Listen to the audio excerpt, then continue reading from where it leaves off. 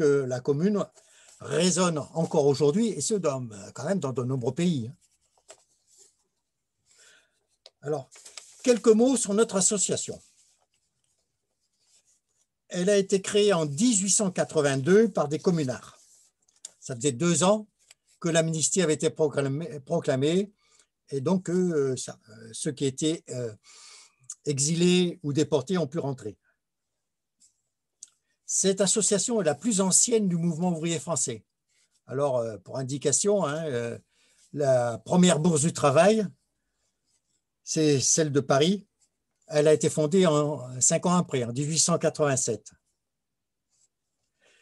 Notre association se fixe pour objet de perpétuer la connaissance de la commune, des femmes et des hommes qui en furent les actrices et les acteurs, de ses idéaux et de son œuvre prémonitoire. Bon, l'action de l'association prend diverses formes, des colloques, des conférences, des publications, des parcours communards, à l'œuvre pour des dénominations de rues, des appositions de plaques. Elle fait des hommages aux communards, et en particulier la montée au mur des fédérés, etc., etc. À Marseille, où on a 2 rues qui portent le nom de Marseillais qui ont fait la Commune de Paris. C'est Félix Piat et Benoît Malon. Et où est morte Louise Michel, on fait pareil. D'ailleurs, la presse a plusieurs fois rapporté sur les hommages que nous faisons, associés avec des organisations amies, comme Promémo, la Libre Pensée, que nous invitons chaque année, notamment pour Louise Michel et Gaston Crémieux. D'ailleurs, la Libre Pensée nous invite réciproquement à l'hommage qu'elle a remis en vigueur à Alphonse Esquiros, autre personnage de grande importance pour les Bouches-du-Rhône en 1870-1871. Alors, Christian Pellicani, fondateur avec notre regretté Gilbert Bertolini de notre comité, va nous dire quelques mots sur les projets à court terme de notre comité. Et puis ensuite, Chantal Champé nous fera une description générale de cette période où Marseille s'illustra, et c'est mort. D'ailleurs, longtemps, Notre-Dame de la Garde a été surnommée Notre-Dame de la Bombarde. Et cette période qui s'est terminée sur la commune de Paris, que j'estime être le point culminant de ce mouvement qui a quand même parcouru la France. Bon. Après, la parole sera à Jean-Louis Robert. Christian, c'est à toi, je te cède la parole. Merci à toi, merci à notre intervenant Jean-Louis Robert qui va sûrement nous apporter beaucoup ce soir encore sur la connaissance de cette période importante de notre histoire. Je l'ai rappelé, fort méconnue notamment par les jeunes, par l'éducation nationale. Notre association à court terme qui existe maintenant depuis de nombreuses années, comme ça a été rappelé, et l'extension, le prolongement national de l'association nationale, bien entendu. On s'inscrit complètement dans la démarche. À court terme, on a la fabrication de 2 roll-up pour nos réunions publiques. On prépare notre assemblée générale et je crois que ça va être important. On va renouveler complètement le bureau et l'élargir. Deuxième, grâce à Chantal notamment et Michel, on a une plaquette qu'elle a déjà réalisée, qu'il faudra peut-être poursuivre l'édition, la diffusion.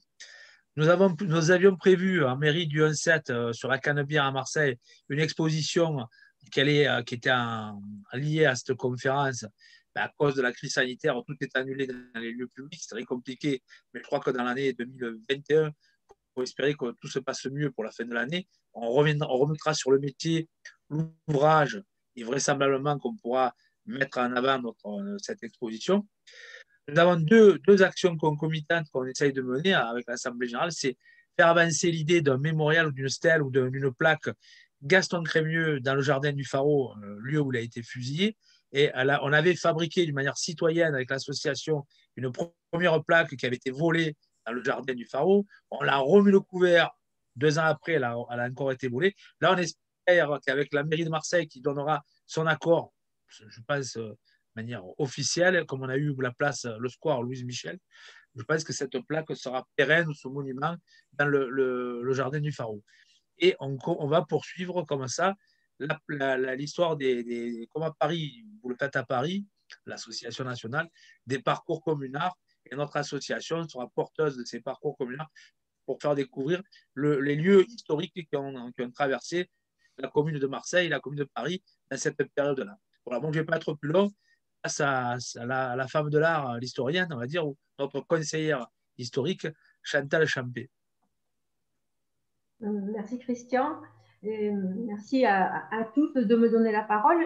Je ne la prendrai que quelques minutes, mais je voudrais dire déjà que c'est très émouvant de recevoir Jean-Louis Robert pour parler de la commune de Paris aujourd'hui particulièrement. On fait ça exactement 150 ans aujourd'hui et dans la soirée que Gaston Crémieux avait lancé son grand discours en soutien au mouvement de la Commune de Paris qui naissait. Et nous devions avoir, au départ, hein, comme l'a expliqué Christian, nous devions avoir une conférence sur la Commune de Marseille. Elle aura lieu de toute façon, elle est prévue à l'Alcazar en octobre. Et là, en quelques minutes, je vais me contenter de vous parler de la situation de Marseille au moment, en ce 22 mars et les semaines précédentes, au moment où vont éclater à la fois la commune de Paris, qui a déjà commencé, et la commune, le lendemain, la commune de Marseille. En effet, la situation de Marseille à ce moment-là est caractéristique, emblématique de ce qui se passe même dans beaucoup d'endroits de France à ce moment-là, particulièrement dans les villes ouvrières. L'agitation en France et dans ces endroits-là va crescendo pendant le mois de mars et elle a commencé même les semaines avant. Pourquoi? Trois raisons principales. Une raison politique, une raison patriotique et des raisons sociales. Les raisons politiques, c'est vraiment un défi de les résumer en 2-3 phrases, mais la République qui avait soulevé tant d'espoir en septembre a dû faire face dès sa naissance à la situation de guerre. Et les successions des défaites a amené le gouvernement à signer un armistice, puis négocier un traité de paix contre la volonté de de la majorité des habitants des villes et des ouvriers. Et la population ne se résout pas à cette défaite, mais ce qu'il y a, c'est que les Allemands ont exigé pour la signature du traité qu'elle soit entérinée par une assemblée élue. Alors a été organisée une élection biaisée, sans campagne, et qui a amené une majorité de royalistes à l'Assemblée. Imaginez, c'est une assemblée à majorité royaliste qui défend les intérêts de la République. Vous voyez un peu la situation et l'inquiétude qui a pris Marseille républicaine et bien d'autres villes.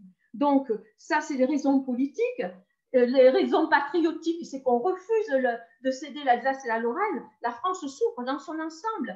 Le journal L'Égalité à Marseille, à partir du mois de mars, et du 1er mars, la signature du traité, elle va mettre sur sa une un encadré comme pour les deuils, où il est écrit Paris, Alsace, Lorraine. N'oublions pas.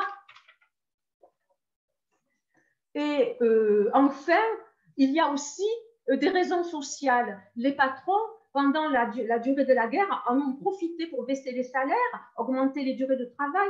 Et la situation est très difficile pour les ouvriers. Et puisque cette signature dont on ne voulait pas de la paix est faite, petit à petit remontent les revendications sociales et une série de grèves va secouer la France dans ces divers endroits. La situation de Marseille est particulière, encore une fois. Dans les autres endroits, notamment, il y a en plus des zones occupées dont je ne parlerai pas, mais dans d'autres endroits, elles vont être, ces tentatives de grève, écrasées par l'envoi des troupes.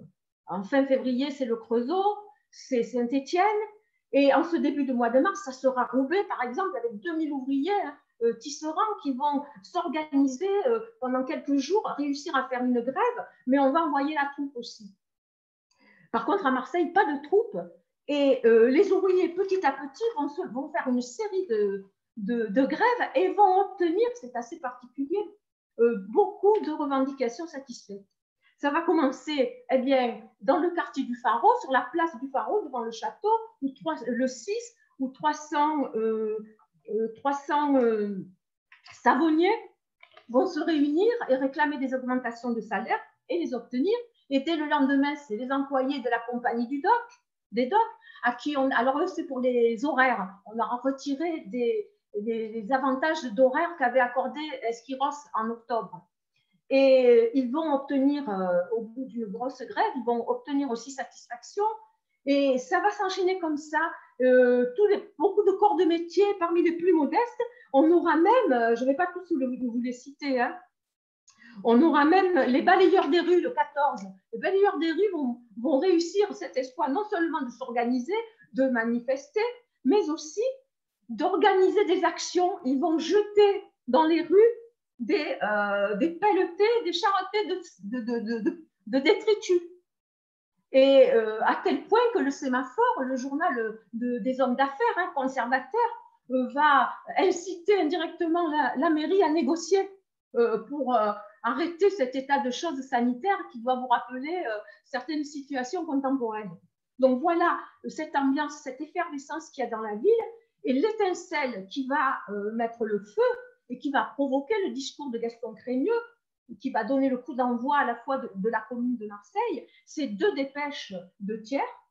La dernière, annoncée, celle qui est reçue ce 22, annonce la libération de 2 bonapartistes actifs, le Rouher et le général Canrobert, le maréchal Canrobert, pardon, qui sont perçus, qui sont détestés des Marseillais et qui sont perçus vraiment comme des anti-républicains actifs dont l'inquiétude est à son comble parce que la veille a été affichée aussi sur les murs de Marseille une première dépêche qui annonçait que cette assemblée qui avait été juste élue pour signer la paix, mais qui perdure, qui menace la République, va s'installer dans la capitale des rois, Versailles, et donc quitte la capitale républicaine, Paris. Et donc, c'est pour ça que Gaston Crémieux et ses amis, dans la grande salle de l'Eldorado, va avertir les Marseillais de la situation, leur demander de prendre parti et que les cris de « Vive Paris » vont retentir à partir de ce soir-là et pendant toutes les 2 semaines qui vont suivre. Mais qu'est-ce qui s'est passé exactement à Paris depuis le 18 mars et qu'est-ce qui va se passer ensuite, qui a été déterminant pour le devenir de la France et de Marseille? Eh bien, Jean-Louis Robert va nous l'expliquer et nous le remercions. Jean-Louis, c'est à toi. Voilà, alors je vais partager mon écran parce que c'est comme ça.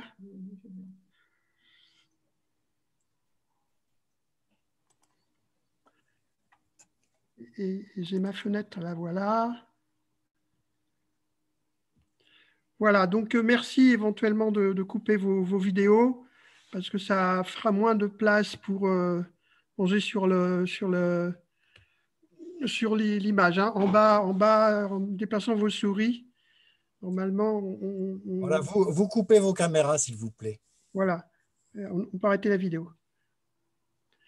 Bien, bon, d'abord, je voulais bien sûr remercier nos amis de Marseille de nous avoir invités. Je regrette énormément que nous ne puissions pas être tous ensemble, hein, toutes et tous ensemble, pour fêter ensemble la fraternité de nos 2 communes hein, qui sont amies et rappeler cette fraternité de Paris et de Marseille. Mais j'espère que j'aurai l'occasion de revenir vous voir. Donc, je vais aborder l'histoire de la commune de Paris, puisque c'est centralement ça aujourd'hui. Comme Chantal a dit des choses sur le contexte, ça me permettra de gagner un petit peu de temps. Je voulais commencer par m'excuser aussi un peu, parce que je sais que certains d'entre vous, ou certaines d'entre vous, attendaient la publication de mes 3 volumes. Ça fait 1500 pages, c'est un peu lourd, mais peut-être que vous aurez le courage de les avoir un jour. Bon, d'ici de là, j'évoquerai certains points quand même qui sont dans ce livre Et justement, simplement pour vous montrer comment la commune est quelque chose de complexe, je démarre par ce tableau de Guéry qui a été fait très peu de temps après la commune. Vous vous demanderez pourquoi. Je commence par ce tableau, tout simplement parce que vous voyez, il représente un mariage pendant la commune de Paris. C'est un tableau plutôt anticommunard, hein, bien sûr. Vous les voyez, ils sont alcooliques, ils boivent. Et bon, même si j'imagine que ça devait être assez animé, un mariage pendant la commune. Et bien sûr, on insiste sur l'excès des choses. Or, pourquoi je vous l'ai montré? Parce qu'en travaillant sur la commune de Paris, eh bien, je suis allé aux états civils.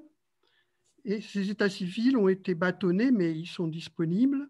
Et j'ai constaté, et c'est là qu'on rentre dans cette nouvelle histoire de la commune par en bas, qui n'est pas seulement la commune des 15 ou 20 000 militants, communards ou communards, hein, mais vraiment la commune en bas, eh ben, j'ai constaté que pendant la commune, il y avait dans les quartiers populaires un énorme afflux de mariages. Et si ce tableau a été fait par ce Guéry, c'est tout simplement parce qu'effectivement, les 60 jours de la commune, malgré la tension extrême qu'il devait y avoir, comme vous le savez, puisque très vite il y a une guerre civile, il y a énormément de mariages. Voilà. Donc on peut s'interroger sur le sens que prend cette montée massive du mariage. Pour ma part, j'y vois quelque chose qui ressemble peut-être à des jours heureux, mais bien sûr, c'est une hypothèse. Voilà, j'ai voulu commencer par ça. Alors, je n'arrive pas à passer à l'image suivante.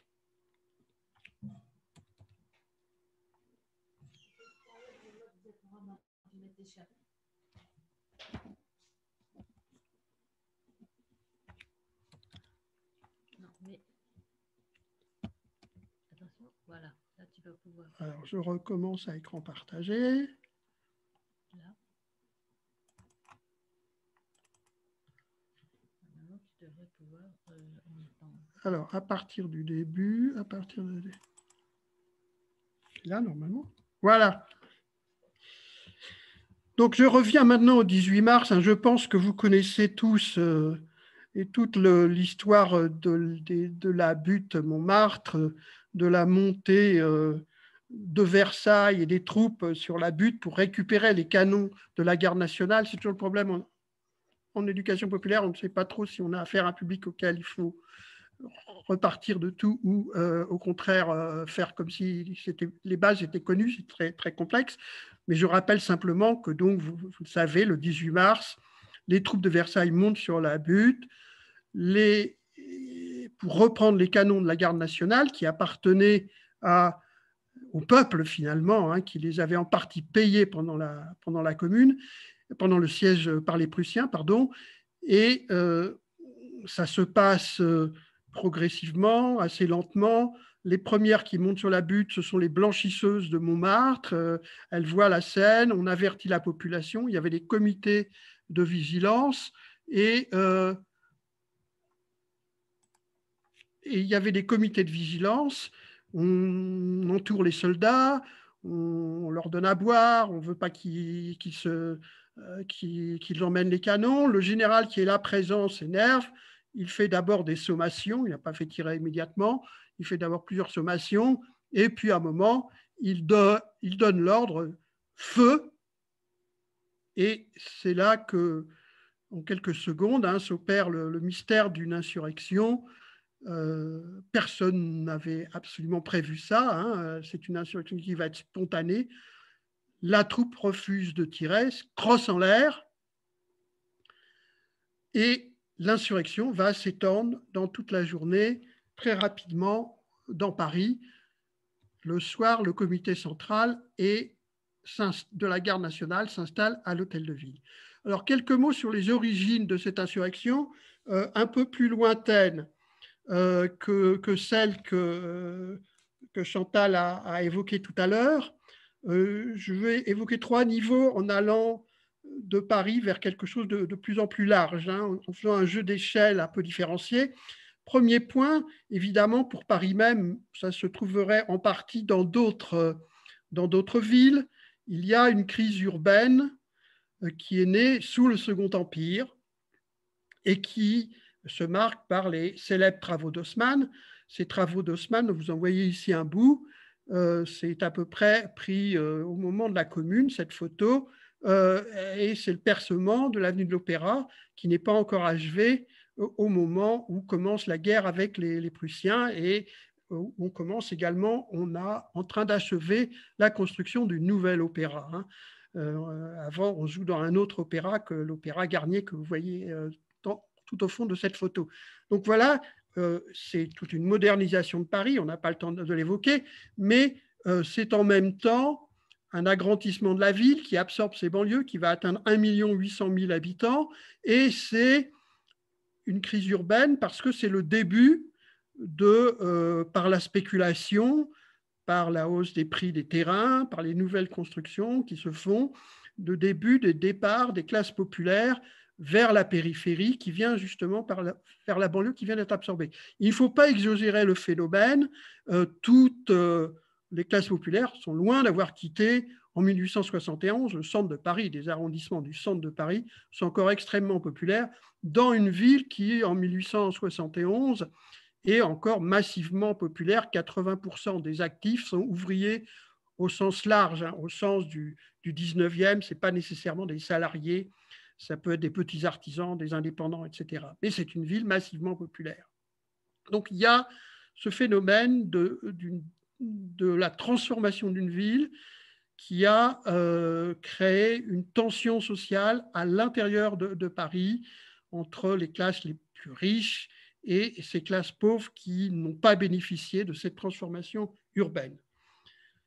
Le deuxième niveau, effectivement, on l'a évoqué tout à l'heure, c'est que s'est développée sous le Second Empire la seconde révolution industrielle, par la seconde, je dis une bêtise, la première révolution industrielle, qui avait commencé un peu avant, mais qui s'accélère sous l'Empire. Là, nous étions au Creusot avant, c'était encore plus net par certains côtés avec l'industrialisation d'une grande ville, mais même Paris, si elle reste dominée par la petite industrie, on voit apparaître des entreprises déjà plus importantes dans la métallurgie, par exemple. Donc, cette évolution, vous le savez, donc je ne vais pas y insister, c'est le développement d'un début de conscience de classe dans le salariat naissant, en quelque sorte. Hein, et cette conscience de classe s'exprime par le développement de mouvements sociaux, des grèves dans le courant des années 1860, de sociétés qui commencent à s'apparenter à des syndicats, des chambres syndicales en fait, et plus largement, si on change d'échelle et qu'on arrive essentiellement à l'Europe occidentale, en la naissance que vous connaissez de l'Internationale.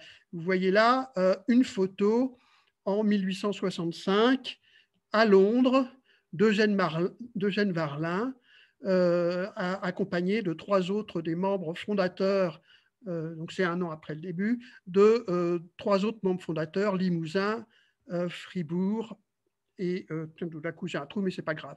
Donc voilà, vous voyez ces gens-là qui sont fondateurs.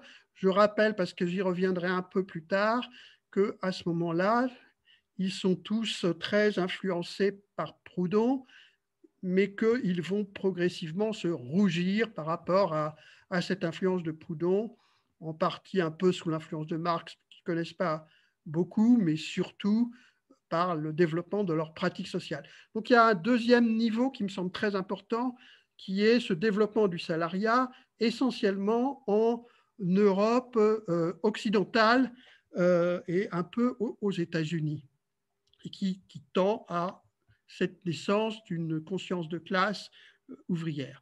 Mais, et ça c'est peut-être plus nouveau pour vous, pour certains d'entre nous, effectivement l'historiographie a beaucoup évolué et je vous montre cette image qui date de 1869 et qui vous montre l'insurrection qui a lieu dans les Bouches de Cathare c'est sur la côte adriatique, en Dalmatie, contre la conscription des peuples slaves du Sud, contre la conscription. Là, c'était une partie qui était occupée par l'Empire austro-hongrois, et ces peuples manifestent leur indépendance, leur volonté d'indépendance, en faisant une insurrection, on est en 1869, contre l'impérialisme austro-hongrois qui est au pouvoir à Vienne. Et cette situation, eh bien, elle est très intéressante parce qu'elle situe la commune désormais dans une autre perspective que celle du seul mouvement ouvrier organisé que nous étions. Et je voulais vous citer justement quelques cas qui vous montrent à quel point nous sommes dans une période de développement de mouvements que l'on ne voyait pas il y a seulement 10 ans, mais qui maintenant prennent de plus en plus de place dans l'historiographie et resituent la commune dans un autre ensemble.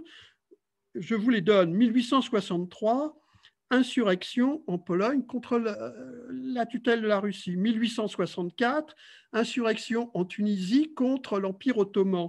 1864-1865, première insurrection en Algérie contre la colonie française. 1866-1869, insurrection en Crète contre l'Empire ottoman. 1868, début de l'insurrection cubaine contre la présence espagnole. 1869-1870, insurrection des Métis au Canada. 1869, insurrection en Dalmatie. 1870-1871, insurrection en Martinique des populations noires et mulâtres. 1871, vous le savez, pour certaines d'entre vous, bien sûr, grande insurrection en Kabylie, qui est à peu près au même moment que la Commune. 1873, grande insurrection en Espagne. 1874, grande insurrection de la paysannerie brésilienne. Et je termine par celle qui est connue également, celle qui aura lieu en 1878, mais j'en ai sauté, hein, en Nouvelle-Calédonie, l'insurrection des Kanaks contre la colonisation française.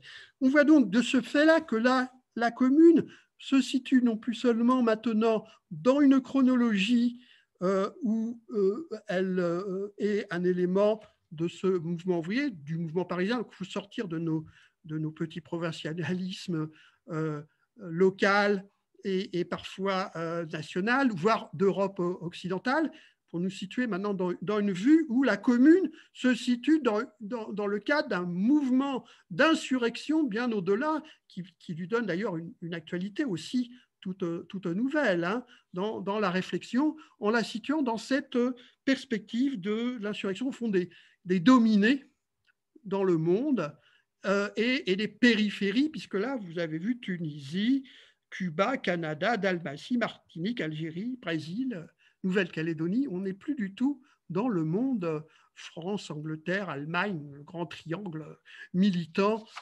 ouvrier de cette période. Voilà. Donc j'ai insisté sur ça pour vous montrer que la commune va se situer dans ces échelles finalement différentes dans lesquelles maintenant nous sommes au niveau de l'historiographie. Je ne réinsiste pas, bien sûr, sur ce qui a été dit tout à l'heure, hein, à savoir que, bien sûr, la commune, il y a aussi des causes immédiates et le siège par les Prussiens pendant 4 mois de Paris, qui n'est pas étranger à ces cris de « Vive Paris » qu'évoquait Chantal tout à l'heure. Il faut bien imaginer la popularité.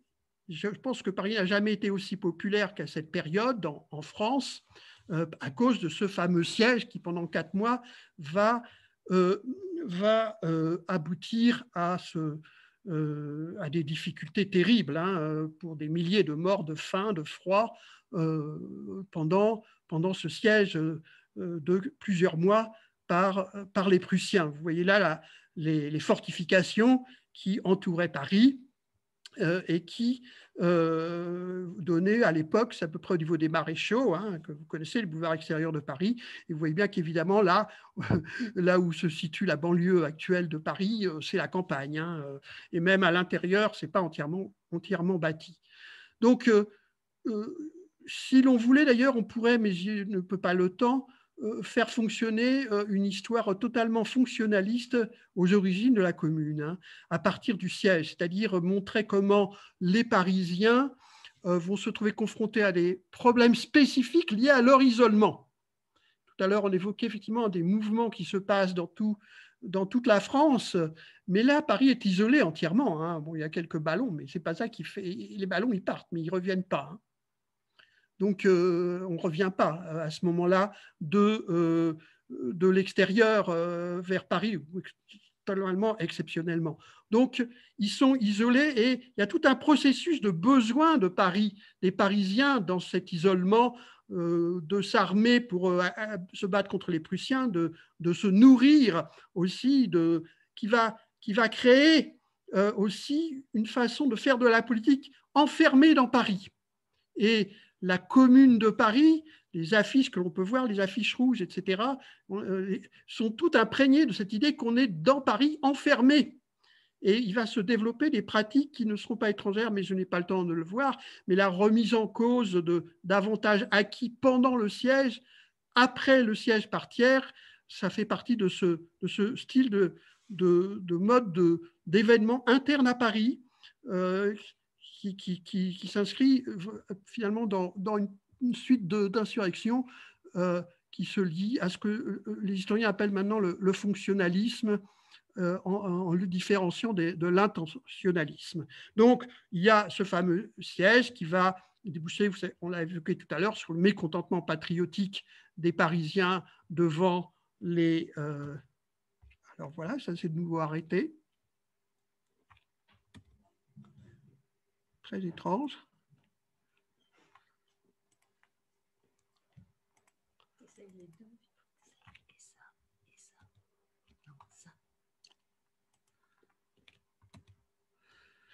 Donc, je dis ça, je vous montre simplement qu'effectivement, c'est créé pendant pendant le siège, cette fameuse garde nationale, hein, qui va jouer ce rôle que j'évoquais déjà sur la butte, avec, vous voyez, une garde nationale dont tous les officiers sont élus, hein. Vous voyez là le cachet qui nous rappelle quelque chose d'un peu franc-maçon, hein, dans le sceau de la 14e Légion, c'est-à-dire le commandant de cette 14e Légion.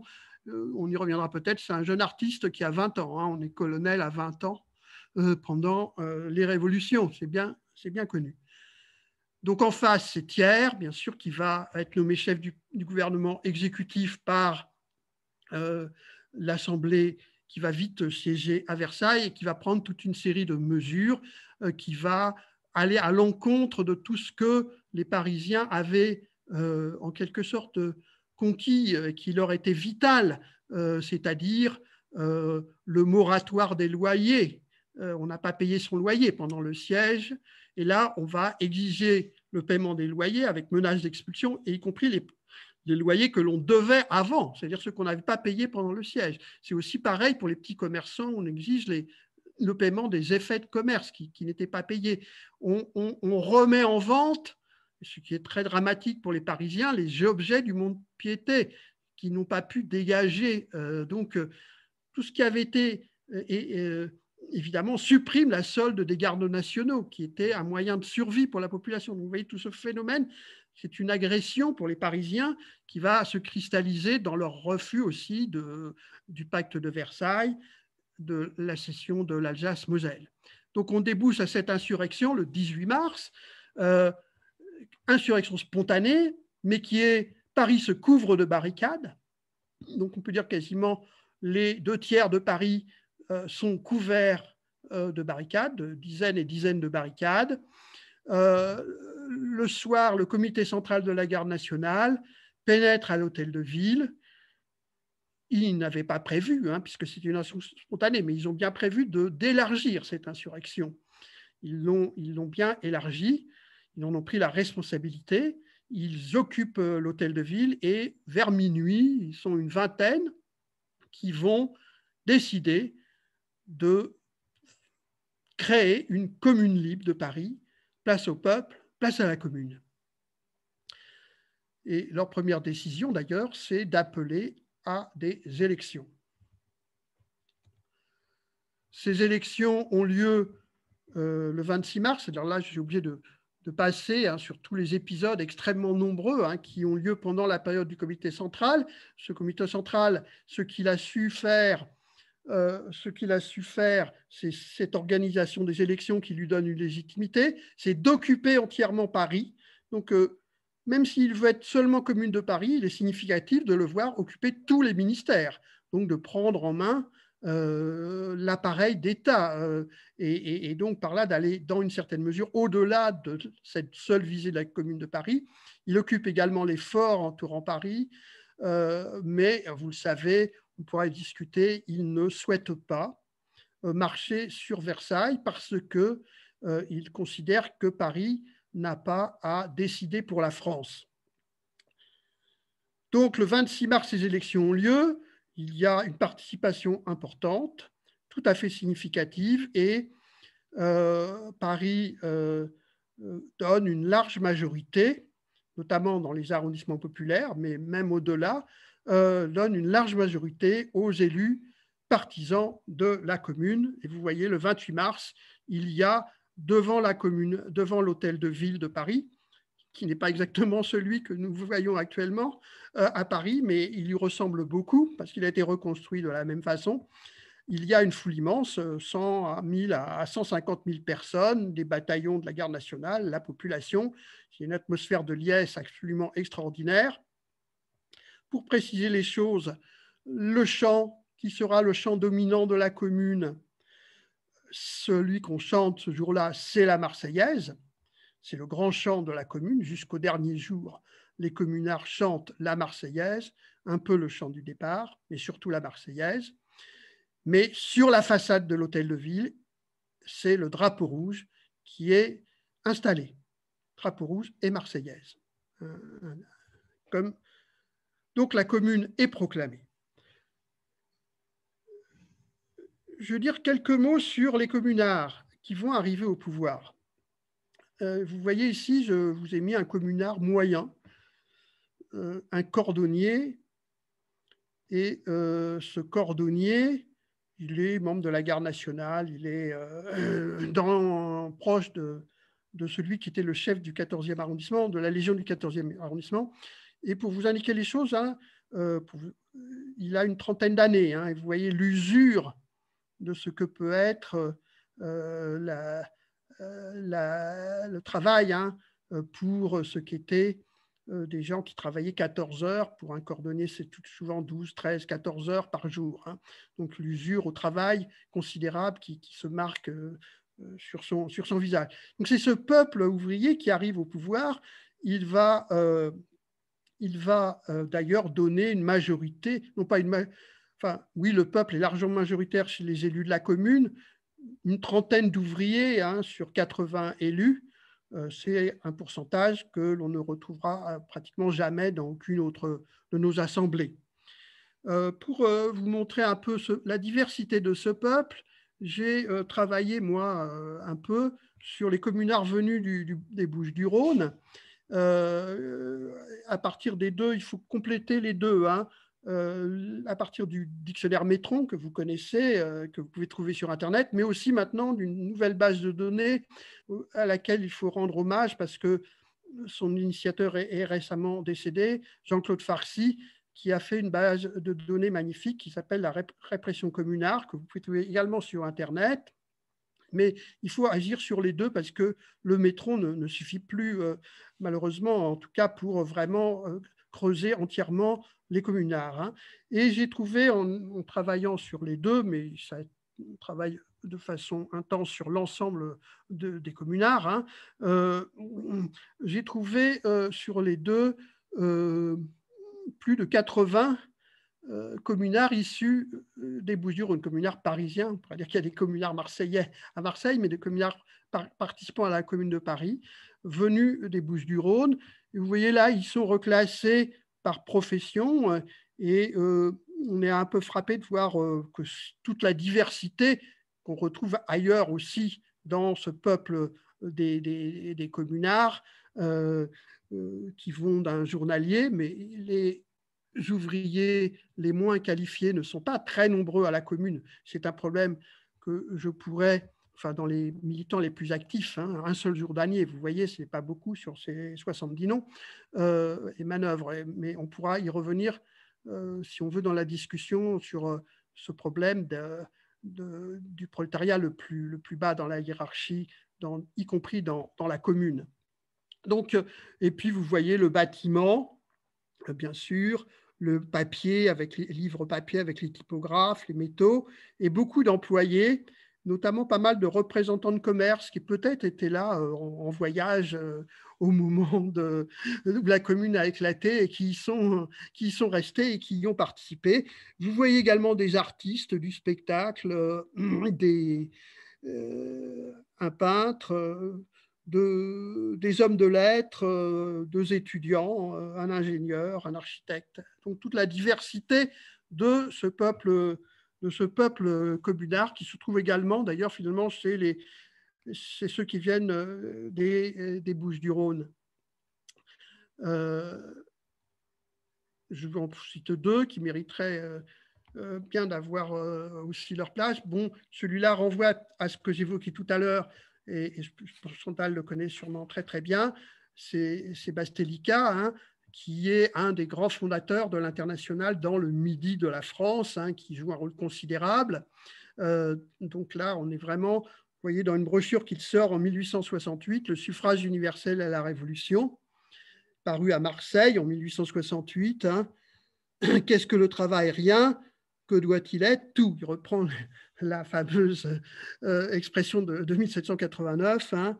Et celui qui ne peut justifier de sa qualité de travailleur ne doit pas être admis au suffrage universel. Voilà. Hein. Donc le suffrage universel doit être réservé à celui qui travaille. Donc voilà, Bastelica, il est corse, mais il est venu très jeune à Marseille, comme beaucoup de Marseillais. Et ensuite, il est monté à Paris pendant la Commune, où il a joué un rôle considérable en dirigeant une grande partie des impôts que la Commune a prélevés. On pourra y revenir. Et puis, je vous en montre un autre. Alors là, c'est un tableau de Cézanne, n'est-ce pas, qui date de 1869, où vous allez, quand Cézanne était à Paris, et où vous reconnaissez volontiers Zola. Zola était à Paris pendant la Commune, et il n'est pas communard, il le regarde avec un demi-parti d'intérêt, enfin bref, et sans opposition. Il y a par moments des moments élogieux dans ce qu'il écrit dans la presse pour Marseille. Mais là, on est avant, et celui sur lequel je veux insister, parce que celui-là est vraiment communard, c'est Paul Alexis, qui était un homme de lettres, qui est sur ce tableau de Cézanne, qui se trouve au musée de Sao Paulo, au Brésil, et Paul Alexis, qui était également d'Aix-en-Provence, qui était également monté à Paris, sera lui membre de la garde nationale pendant la Commune et participe au combat. Voilà cette diversité, hein, de ce peuple communard de Marseille, venu à Paris, ou des Bouches-du-Rhône, comme de celui du peuple parisien, qui sont liés. Donc j'en viens maintenant à ce qui est pour moi l'essentiel de cet exposé, sur ce que fut la Commune, moins dans l'insurrection, moins dans la Semaine sanglante, alors c'est d'abord bien sûr la République. Hein. Alors, c'est une insurrection républicaine, mais certainement pas seulement républicaine, mais c'est une insurrection républicaine. Alors, dans cette République, bien sûr, il y a beaucoup de choses. Je voulais insister sur un aspect essentiel et central que vous connaissez, hein, que pour eux, cette République, elle doit être fondamentalement laïque. Et donc, c'est ce fameux premier décret de la Commune, les tout premiers décrets, qui est venu, là encore, d'une demande, hein, d'instituteurs et d'institutrices. Hein. Les décrets de la Commune ne sortent pas de rien, mais souvent de pressions qui sont exercées sur la Commune, mais qui étaient parfaitement d'accord. Hein. Quand je dis la Commune, c'est la Commune Assemblée maintenant. Et vous voyez ce grand décret de la Commune, considérant que le premier des principes de la République française est la liberté, considérant que la liberté de conscience est la première des libertés, considérant que le budget des cultes est contraire aux principes, puisqu'il impose les citoyens contre leur propre foi. Article 1er, l'Église est séparée d'État, le budget des cultes, etc., etc. Il y a des articles très importants sur les biens de main morte qui ne sont jamais commentés, mais qui sont extrêmement importants parce que c'est une deuxième nationalisation, entre guillemets, des biens du culte après la Révolution française. Donc, ce décret est très important parce qu'il permet aussi de passer à l'étape suivante, bien sûr, qui est la laïcisation des écoles que la commune va progressivement réaliser en 2 mois. Des écoles communales, hein, il s'agit de laïciser les écoles communales de la ville. Donc, bien sûr, une république laïque.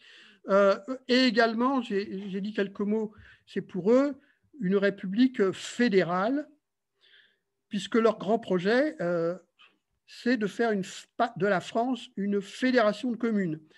Cette fédération de communes,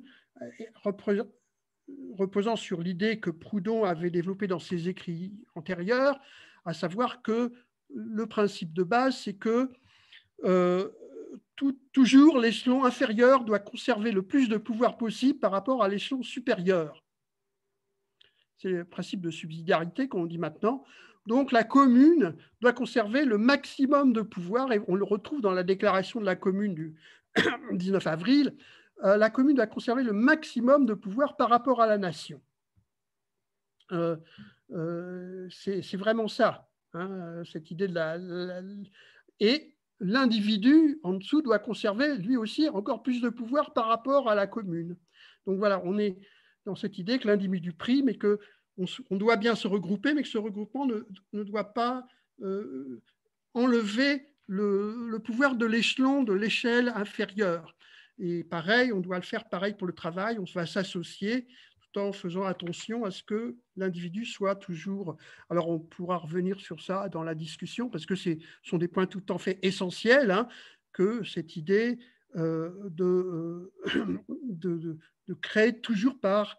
alors, ça a débouché en partie sur des points qui ont été, bien sûr, discutés, sur le fait que, justement, la Commune de Paris n'a pas voulu se voir en capitale, comme disait Bakounine, hein, le grand trait pour lui de la Commune de Paris, c'est la décapitalisation de Paris. Paris n'est plus capitale. Il n'y a plus besoin d'un gouvernement. L'échelon au-dessus doit disparaître.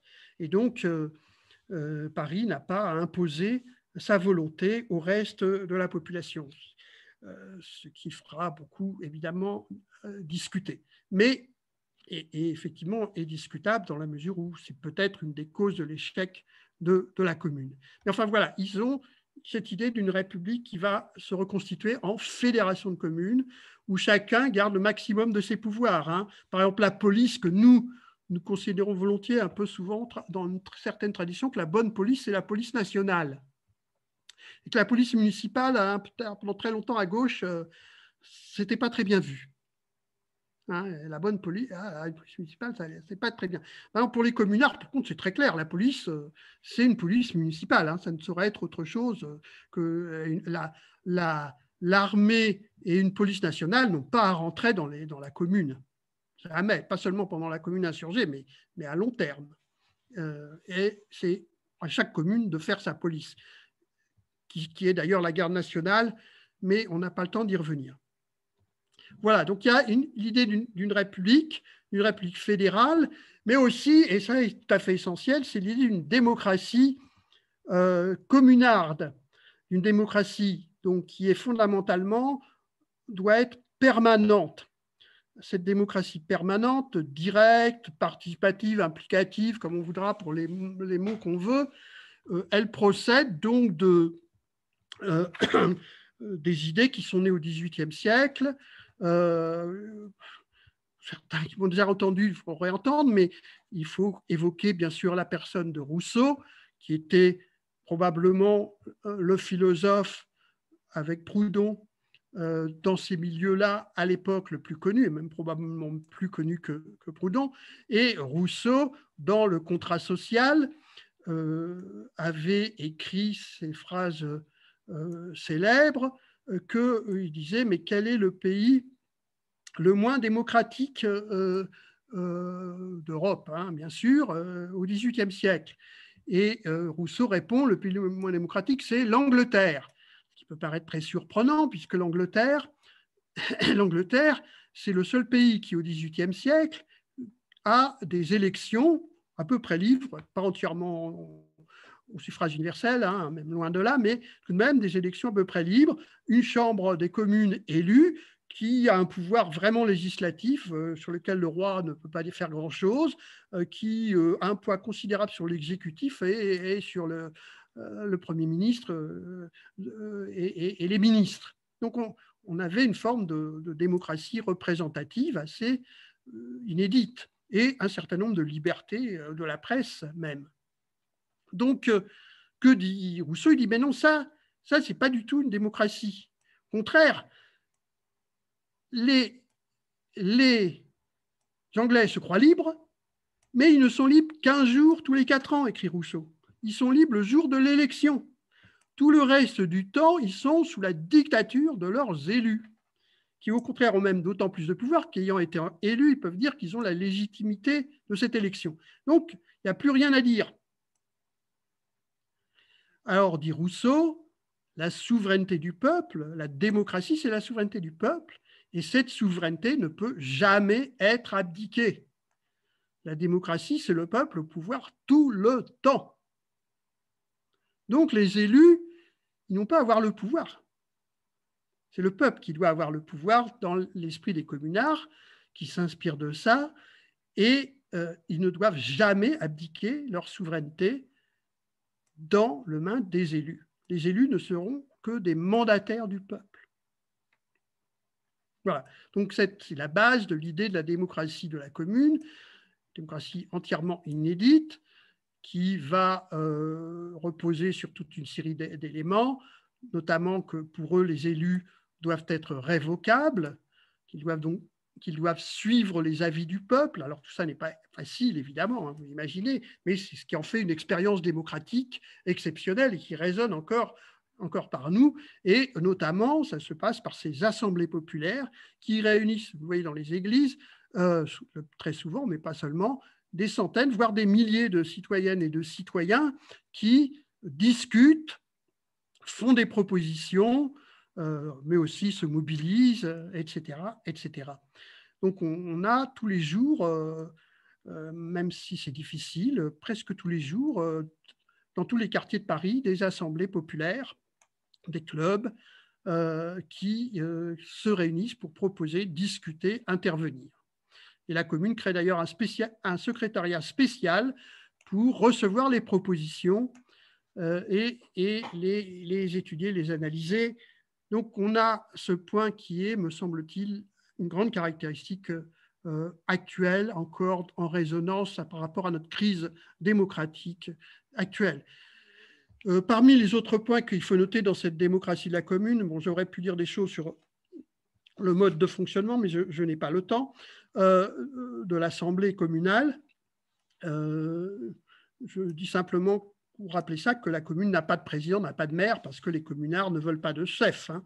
Il n'y a aucun maire, ni dans les arrondissements, ni même à la commune assemblée. On ne peut pas dire qui est le chef de la commune, il n'y en a pas, elle n'en voulait pas. Et la commune elle-même est présidée, le président change à chaque séance. Le président du conseil municipal, il doit changer à chaque séance de telle sorte qu'aucun des élus n'ait une prééminence, une autorité supérieure en tant que maire. Donc voilà, hein, aussi quelque chose qui donne à réfléchir, bien sûr, y compris peut-être pour les élus qui nous écouteraient. Voilà, donc un autre aspect extrêmement important de la commune, c'est le fait qu'à cette première réunion, à la première séance de la commune, le 28 mars, ils ont eu à valider les élections. Et dans le 13e arrondissement, un quartier très populaire, ils ont trouvé élu par le peuple un étranger que vous connaissez peut-être, qui est l'ouvrier hongrois Léo Frankel, membre d'ailleurs, lui, de l'Internationale, assez lié à Marx. Et ils ont décidé de valider cette élection au principe que la citoyenneté de Paris était ouverte à toute la population. Voilà, là aussi, quelque chose d'extrêmement on avance, que nous n'avons pas encore, à savoir cette ouverture de la citoyenneté, au moins aux élections locales, à tous les citoyens, parce qu'on doit les appeler ainsi, et citoyennes, je vais y revenir, de la ville. Et vous voyez là la caricature de Franck Kell, c'est une caricature anticommunarde que je vous ai mise. Il a le chapeau prussien et il a pétrole sur les fesses, puisque les communards sont souvent traités de pétroleurs ou de pétroleuses quand il s'agit de femmes. J'en arrive aux femmes, qui sont un élément essentiel de la Commune de Paris. Alors, la Commune n'a absolument pas donné le droit de vote aux femmes, il ne faut pas embellir la réalité du tout, elle ne l'a jamais envisagé, il n'y a aucune discussion là-dessus, et d'ailleurs, chez les femmes communardes, qui sont très nombreuses, on n'en discute quasiment jamais, il faut vraiment beaucoup ramer en faisant des centaines de réunions comme je le fais, de communards ou de communardes, pour trouver tout d'un coup, de ci, de là, une référence à « ce serait bien que nous puissions voter ». C'est tout à fait exceptionnel. Les communardes, qui sont des milliers, elles pensent et elles agissent d'abord, avant tout, pour la défense de la commune. Et c'est ça leur action. Mais elles bénéficient, dans une certaine mesure, et elle l'exige aussi, de la forme de la démocratie de la commune, parce que cette forme où ce sont les assemblées de base qui jouent un rôle très important, eh bien là, elles y sont en masse. Quand on dépouille la présence aux assemblées populaires, elles sont très, très nombreuses, souvent parfois à la majorité des présents et des présentes. Et elles interviennent souvent, et parfois elles font des assemblées populaires de femmes, comme vous le voyez ici dans l'église Saint-Germain-l'Auxerrois. Et donc, elles sont dans cette démocratie implicative, disons, de la commune, leur permet, mais aussi elles le veulent, d'intervenir, de pousser. Et on sait que les femmes vont jouer un rôle considérable, notamment dans toute une série de décisions de la commune sur le travail.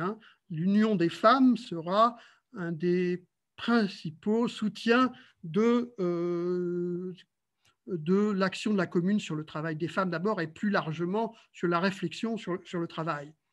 Donc elles jouent un rôle considérable, mais aussi, et elles sont présentes comme combattantes.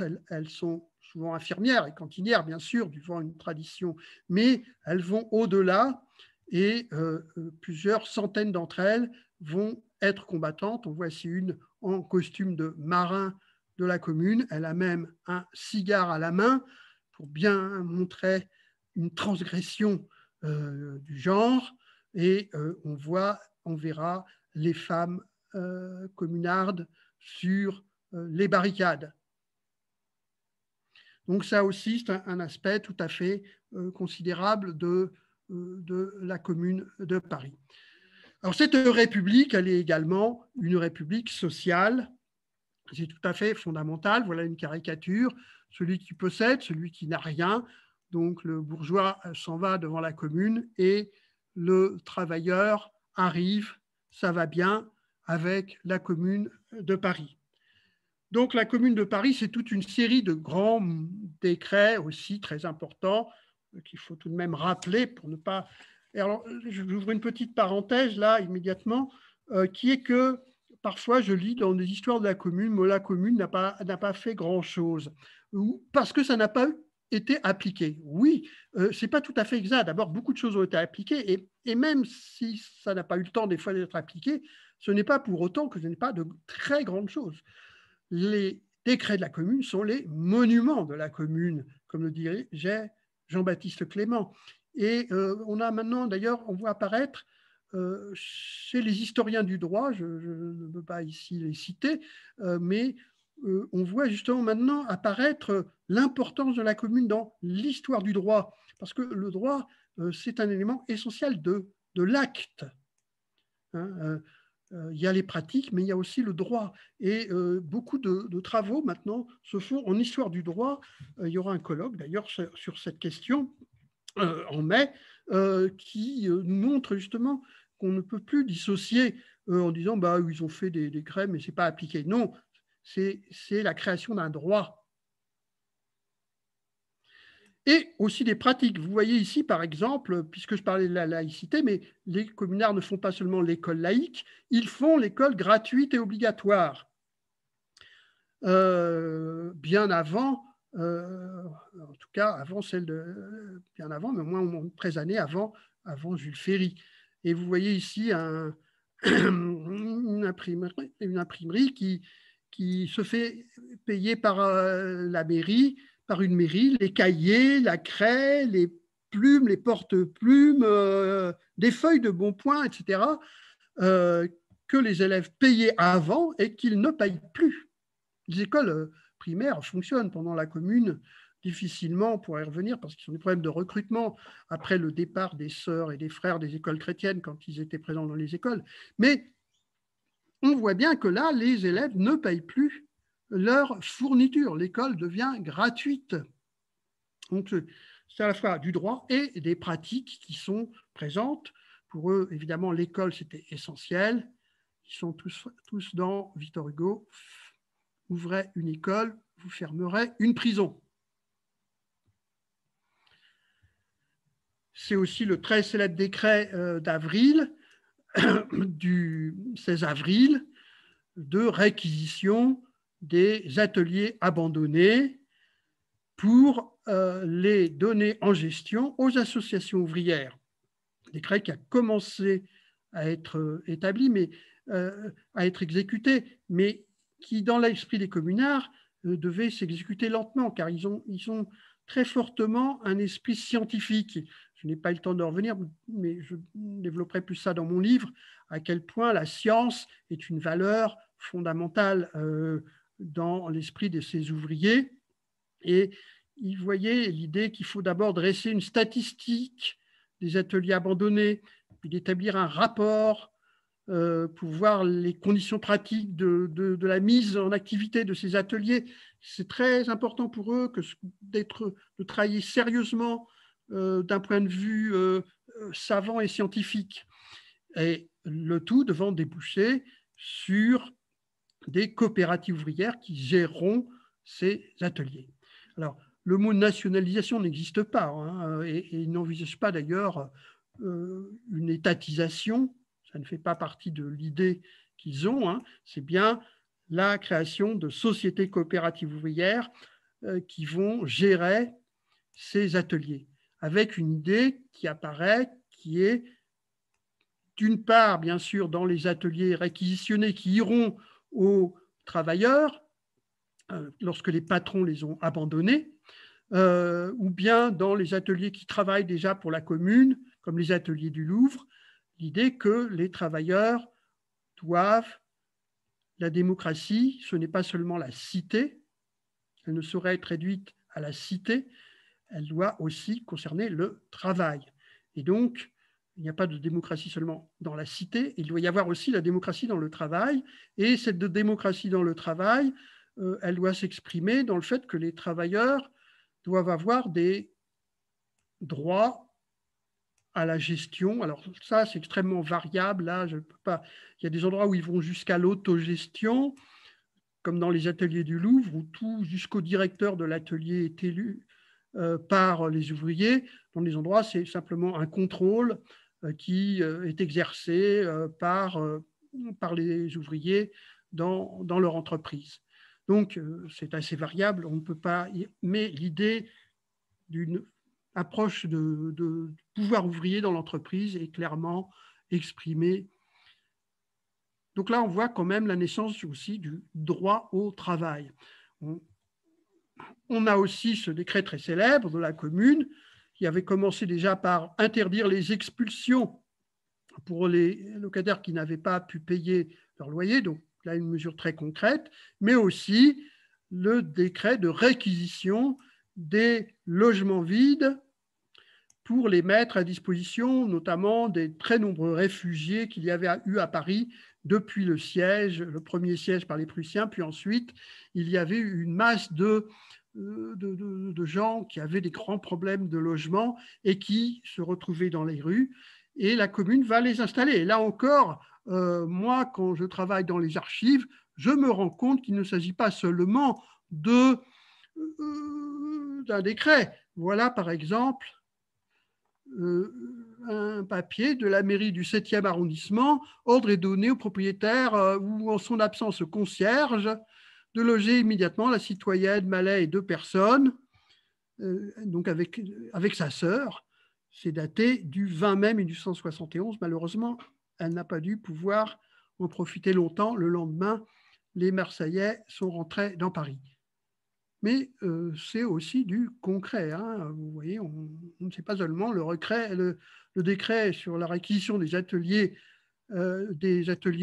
Il est plus lent à se mettre en route parce qu'il y a toutes ces statistiques. Pour les logements, c'est plus rapide. On visite. Les enquêteurs de la commune sont avertis des logements vides et on va y reloger les personnes qui n'ont pas de logement. C'est aussi très d'actualité. Et puis, bien sûr, ce sont des premiers décrets sur lesquels je n'insisterai pas, sur le droit du travail, un début de salaire minimum, le salaire aussi, mais seulement pour la ville de Paris, la notion de salaire maximum qui est fixée à 6 000 francs annuels. Pour vous donner une idée, 6 000 francs annuels de l'époque, c'est à peu près, je dirais, 50 à 60 000 euros actuels pour une année comme salaire maximum que la commune considère qu'elle doit donner à ses plus hauts fonctionnaires. Donc, on voit aussi naître, là, vous voyez ce décret très célèbre du travail de nuit, qui n'a pas été facile d'ailleurs, qui a été fait par la pression, là encore, des ouvriers boulangers sur la commune. Et au niveau du travail, je reviens à la question des femmes. Vous voyez ce décret d'Édouard Vaillant qui crée une école professionnelle d'art industriel pour les jeunes filles qui montre l'intérêt que la commune prend au travail féminin. C'est Édouard Vaillant également qui prend le dernier jour quasiment de la commune, ce décret également très célèbre fixant l'égalité de salaire des institutrices et des instituteurs, premier décret d'égalité des salaires des femmes et des hommes qui ne sera officiellement dans l'enseignement établi, même s'il y a ensuite des différences de carrière, mais il sera officiellement établi en 1919 seulement dans l'enseignement public. Donc, vous voyez toute une série de grandes mesures qui fixent une république démocratique et sociale.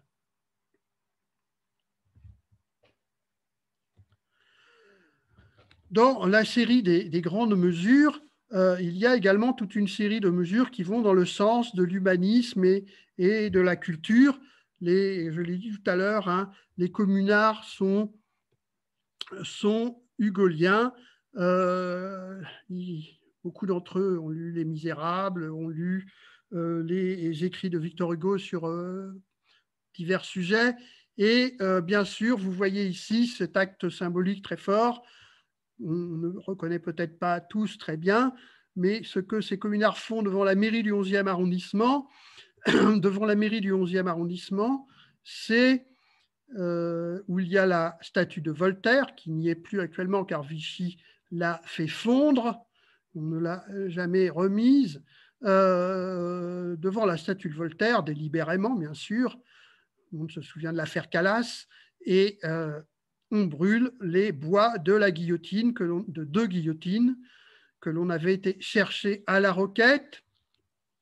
Et vous voyez au milieu le personnage, le garde national devant le peuple réuni. Le garde national présente le couperet de la guillotine, sorte de triangle, hein, le couperet de la guillotine à Voltaire. Donc une manifestation symbolique, en tout cas contre la guillotine.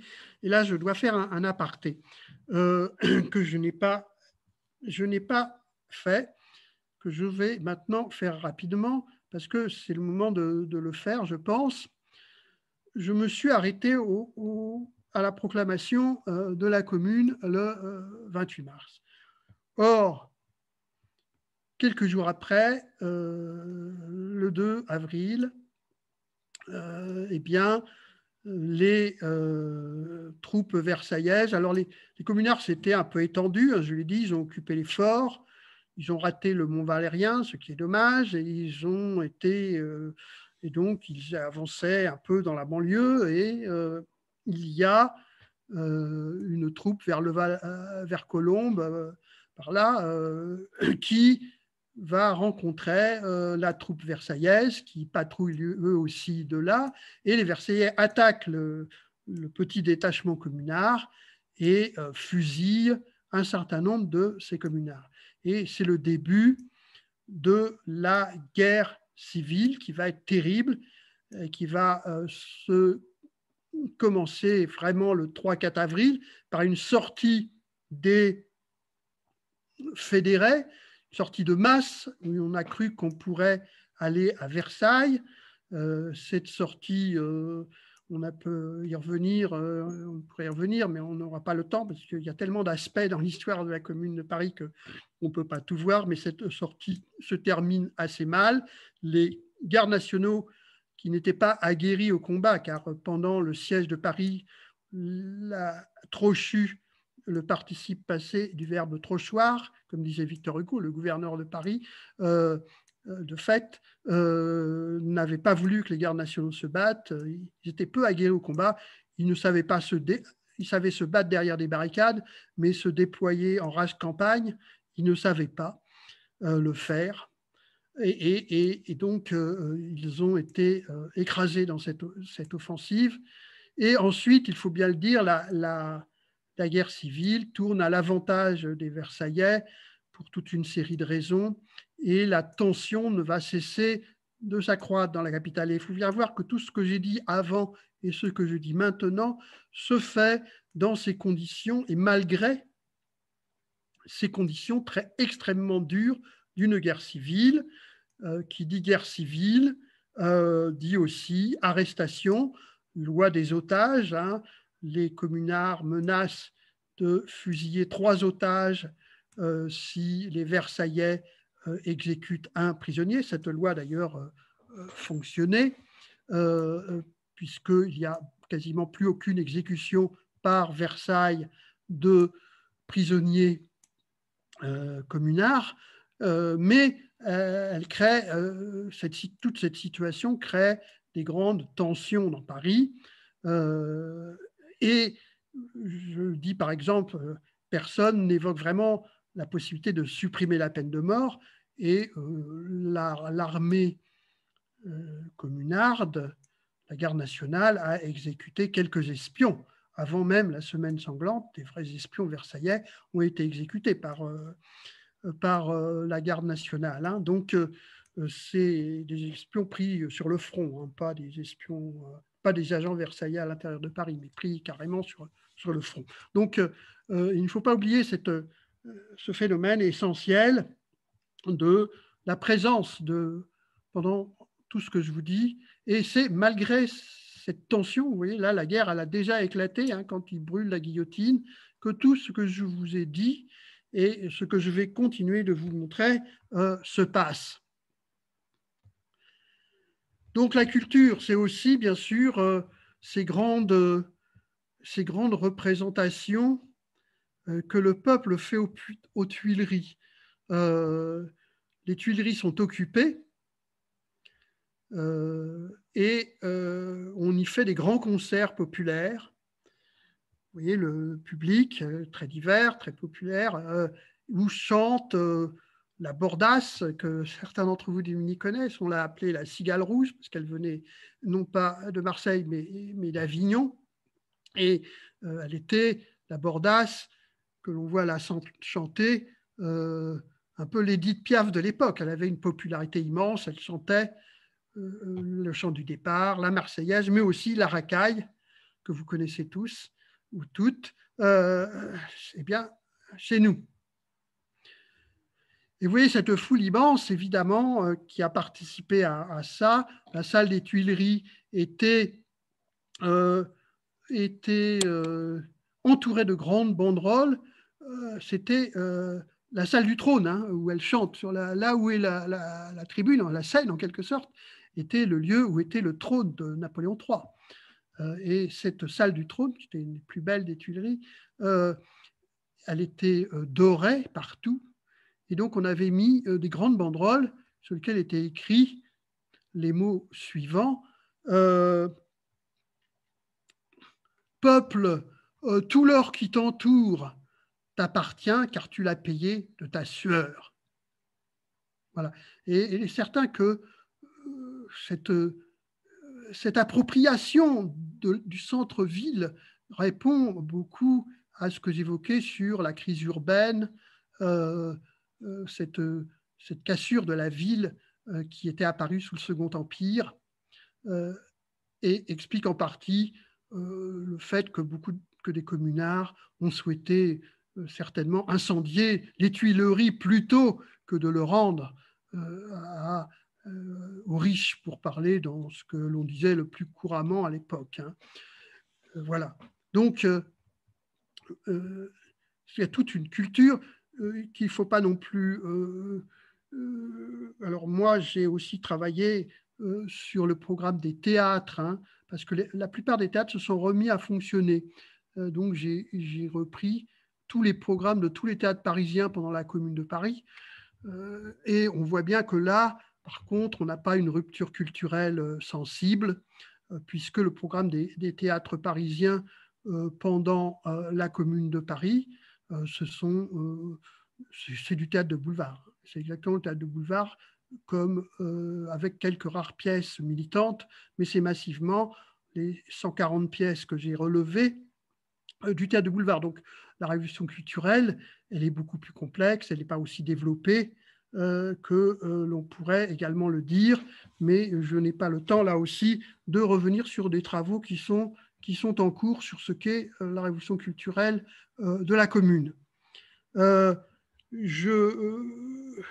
montre cette affiche parce qu'elle est significative de, là encore, des liens entre la démocratie d'implication, de participation, dans tous les domaines. J'ai évoqué tout à l'heure la cité, la citoyenneté, j'ai évoqué tout à l'heure le travail, mais vous la voyez ici aussi dans la culture. Et vous voyez que le délégué de la Commune de Paris au Muséum d'histoire naturelle, au Jardin des plantes, donc la Commune va essayer de rouvrir les musées, eh bien, il en appelle au peuple. Un peuple libre, c'est respecter, faire respecter ce qui appartient à tous. Le Muséum d'histoire naturelle, institution scientifique nationale, est placé sous la sauvegarde des citoyens.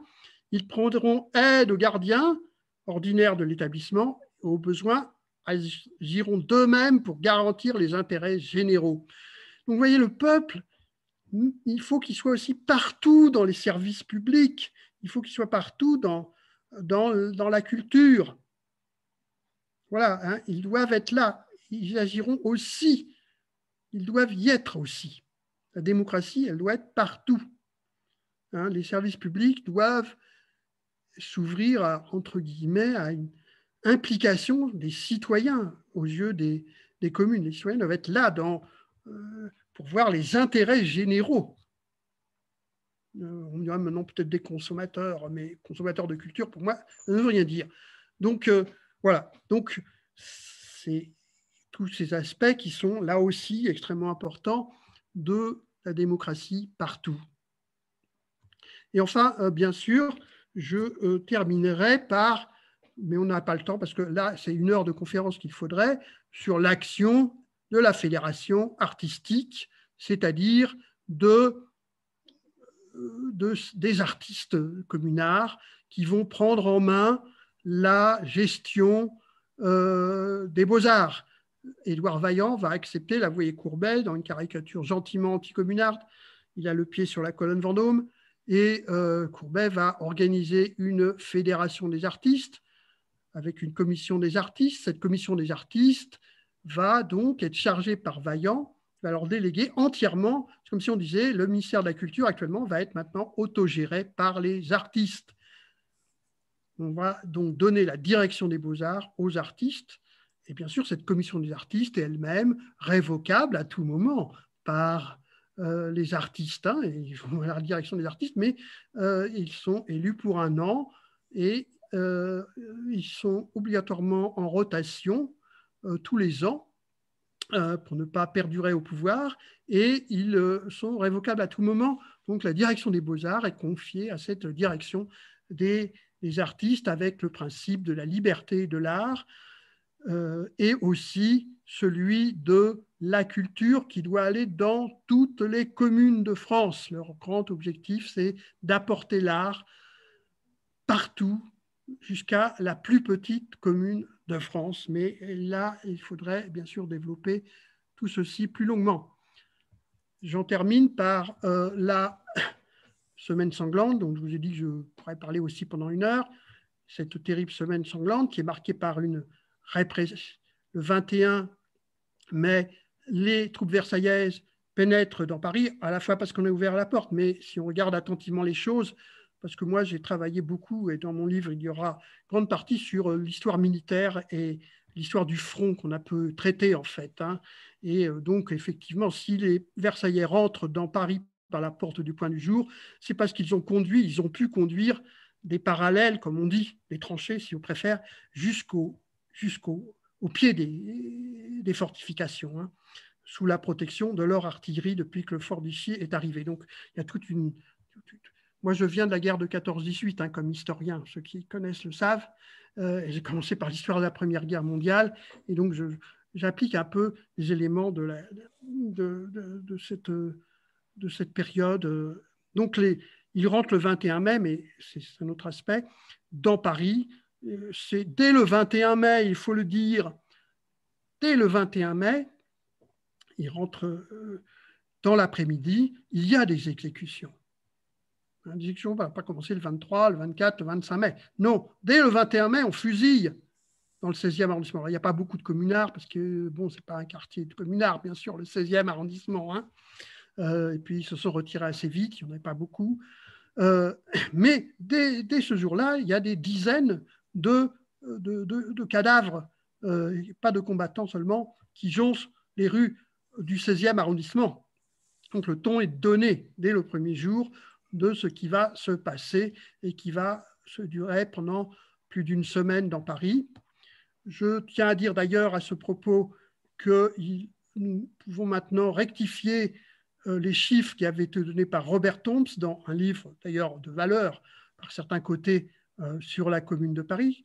Cet historien avait estimé à moins de 5000 le nombre d'exécutés communards. Bon, la chorale des chiffres n'est pas très importante, mais nous pouvons maintenant dire que nous savons qu'il a commis des erreurs dans son travail et que notamment Michel Audin et d'autres ont pu maintenant montrer qu'un seuil de 12 à 15 000 est le minimum absolu sur lesquels nous pouvons compter, mais nous ne serons jamais malheureusement. Vous le savez, comment ça se passe, hein.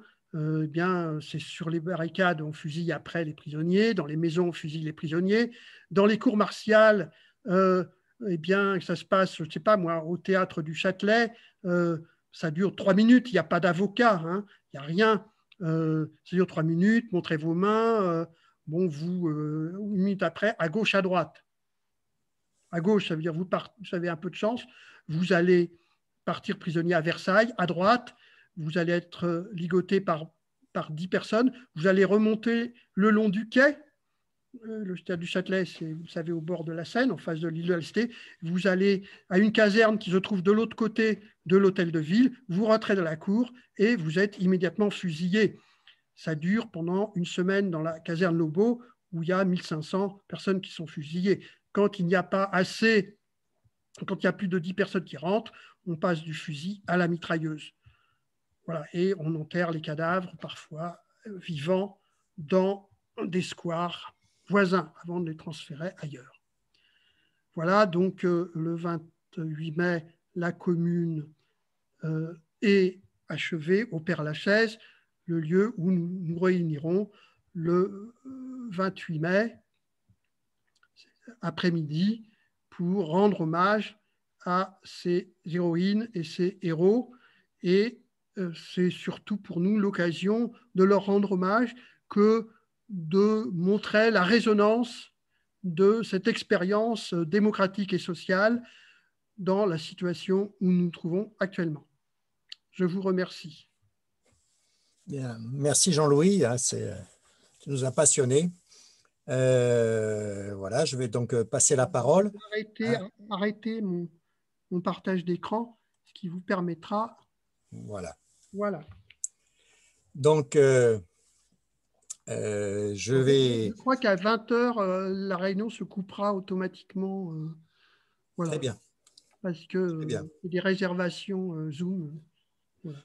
Donc, il y a effectivement énormément de possibilités d'intervenir, j'allais dire, que ce soit sur le plan politique, le plan social, le plan des motivations, hein,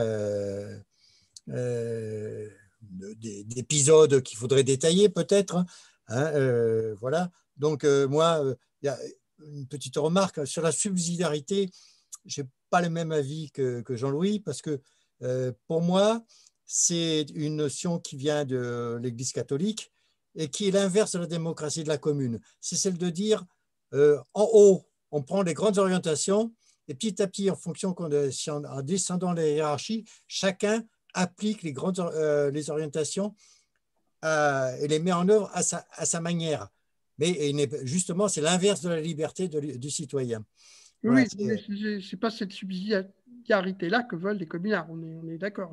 Oui, mais voilà, donc autant la préciser, parce qu'il me semble que dans la Constitution française d'aujourd'hui, c'est plutôt le sens catholique qu'ils ont pris.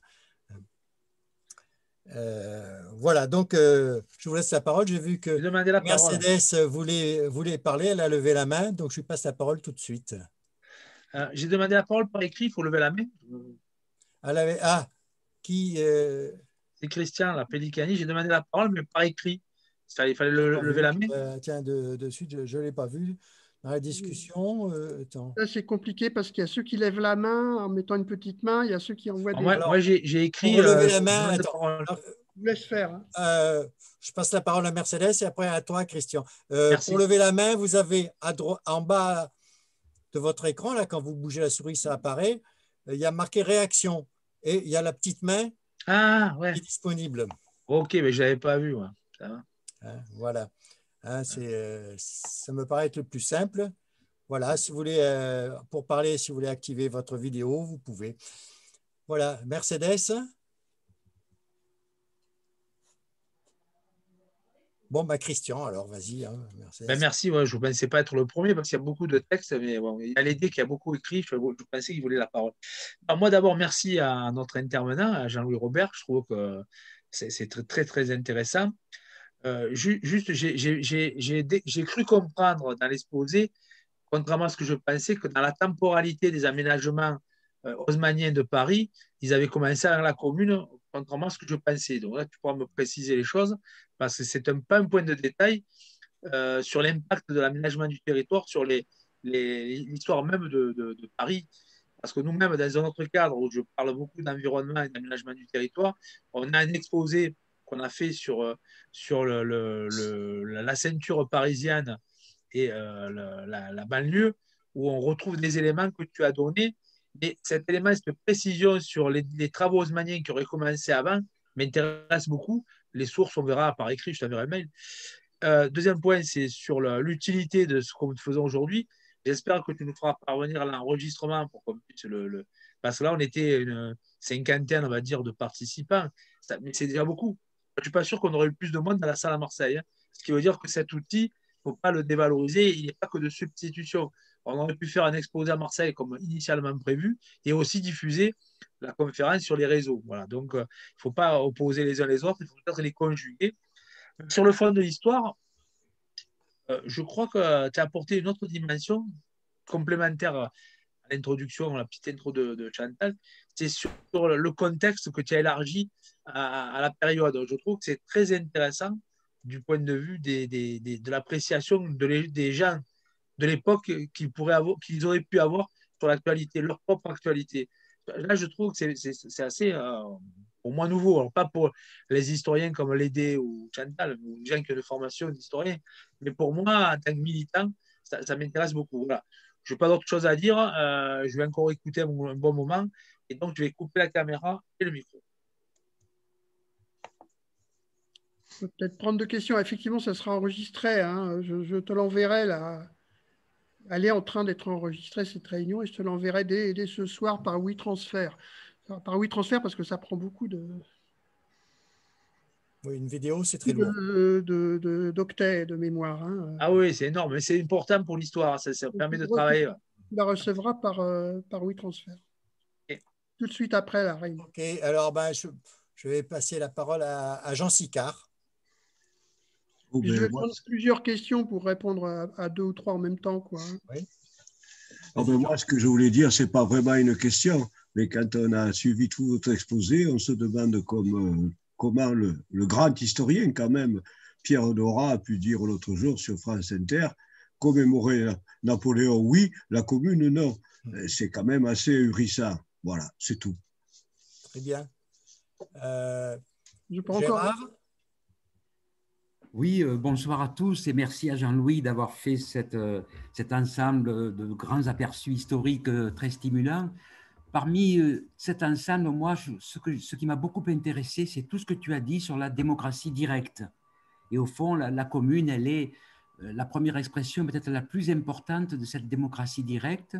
Je voulais peut-être, mais je ne sais pas si on aura le temps de prolonger, avoir ton sentiment sur quelle république les communards ils avaient en tête.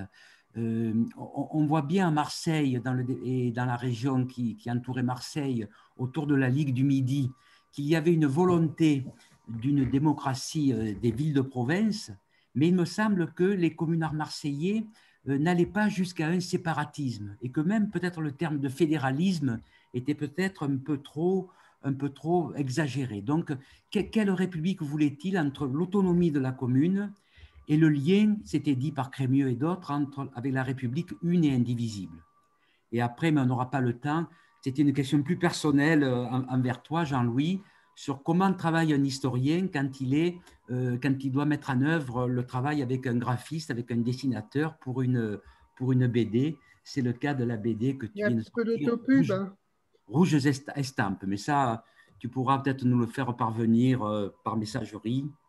Mais d'abord, sur quelle république, au fond, était souhaitée par ces communards? Très bien. Je vais répondre à quelques questions rapidement. La première question, c'était sur les travaux haussmanniens, c'est ça?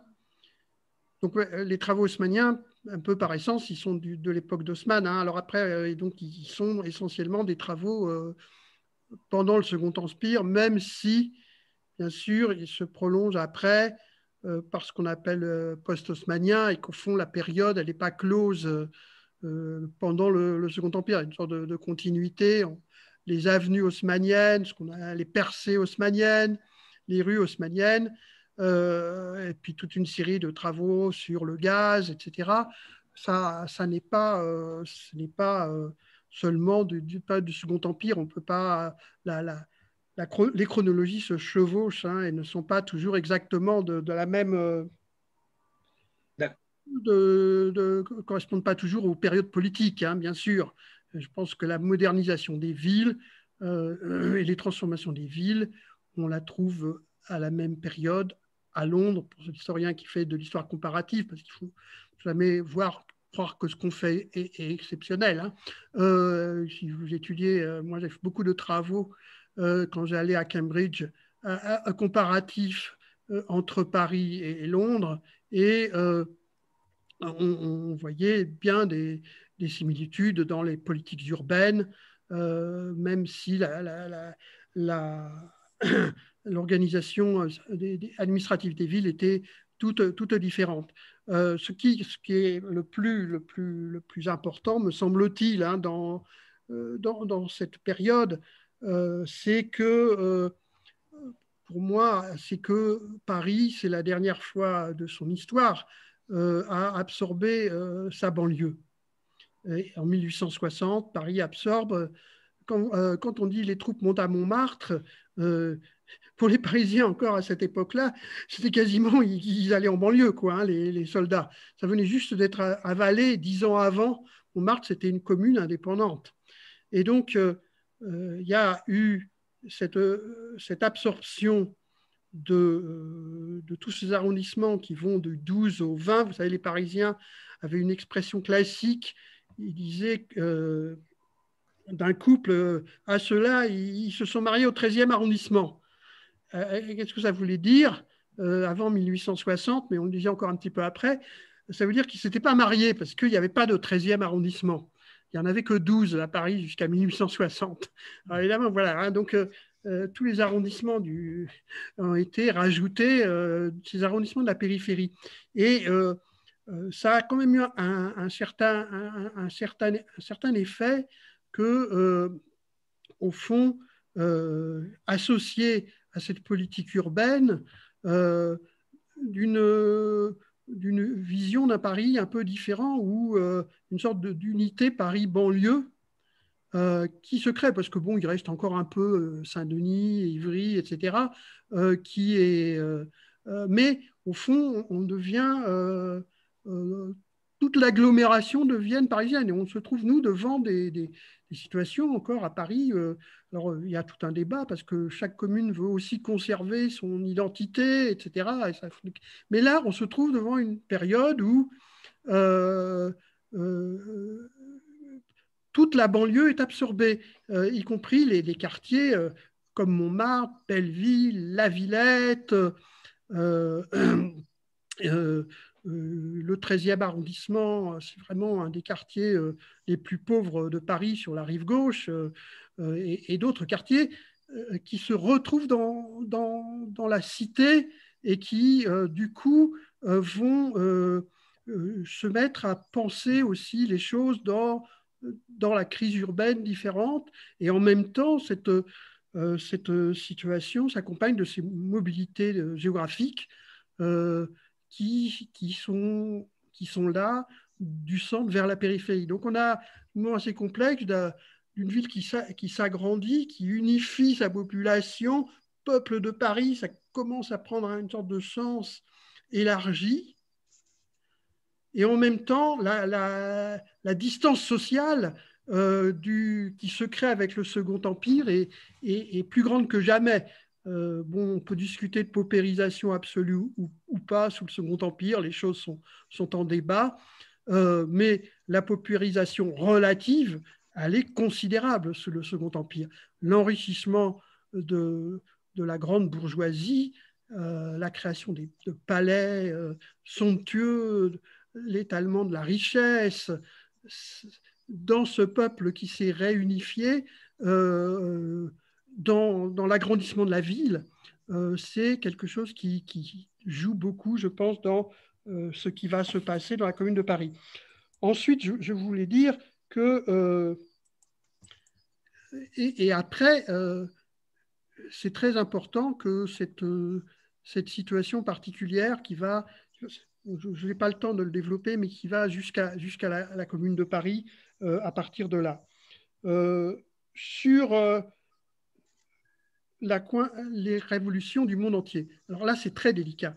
On est sur un terrain de début. Il y a le récent livre de Quentin de Lermoos qui l'étudie, mais ça reste encore à approfondir largement. Le livre de Quentin de Lermoos reste encore assez fragile par, à mon avis, bien des aspects, parce que qui dit simultanéité peut dire coïncidence sans réel, on le sait, les Parisiens ne savaient pas du tout, ou très peu, les Parisiennes aussi d'ailleurs, qu'il y avait une insurrection d'Almaty, hein, j'imagine, en 1869.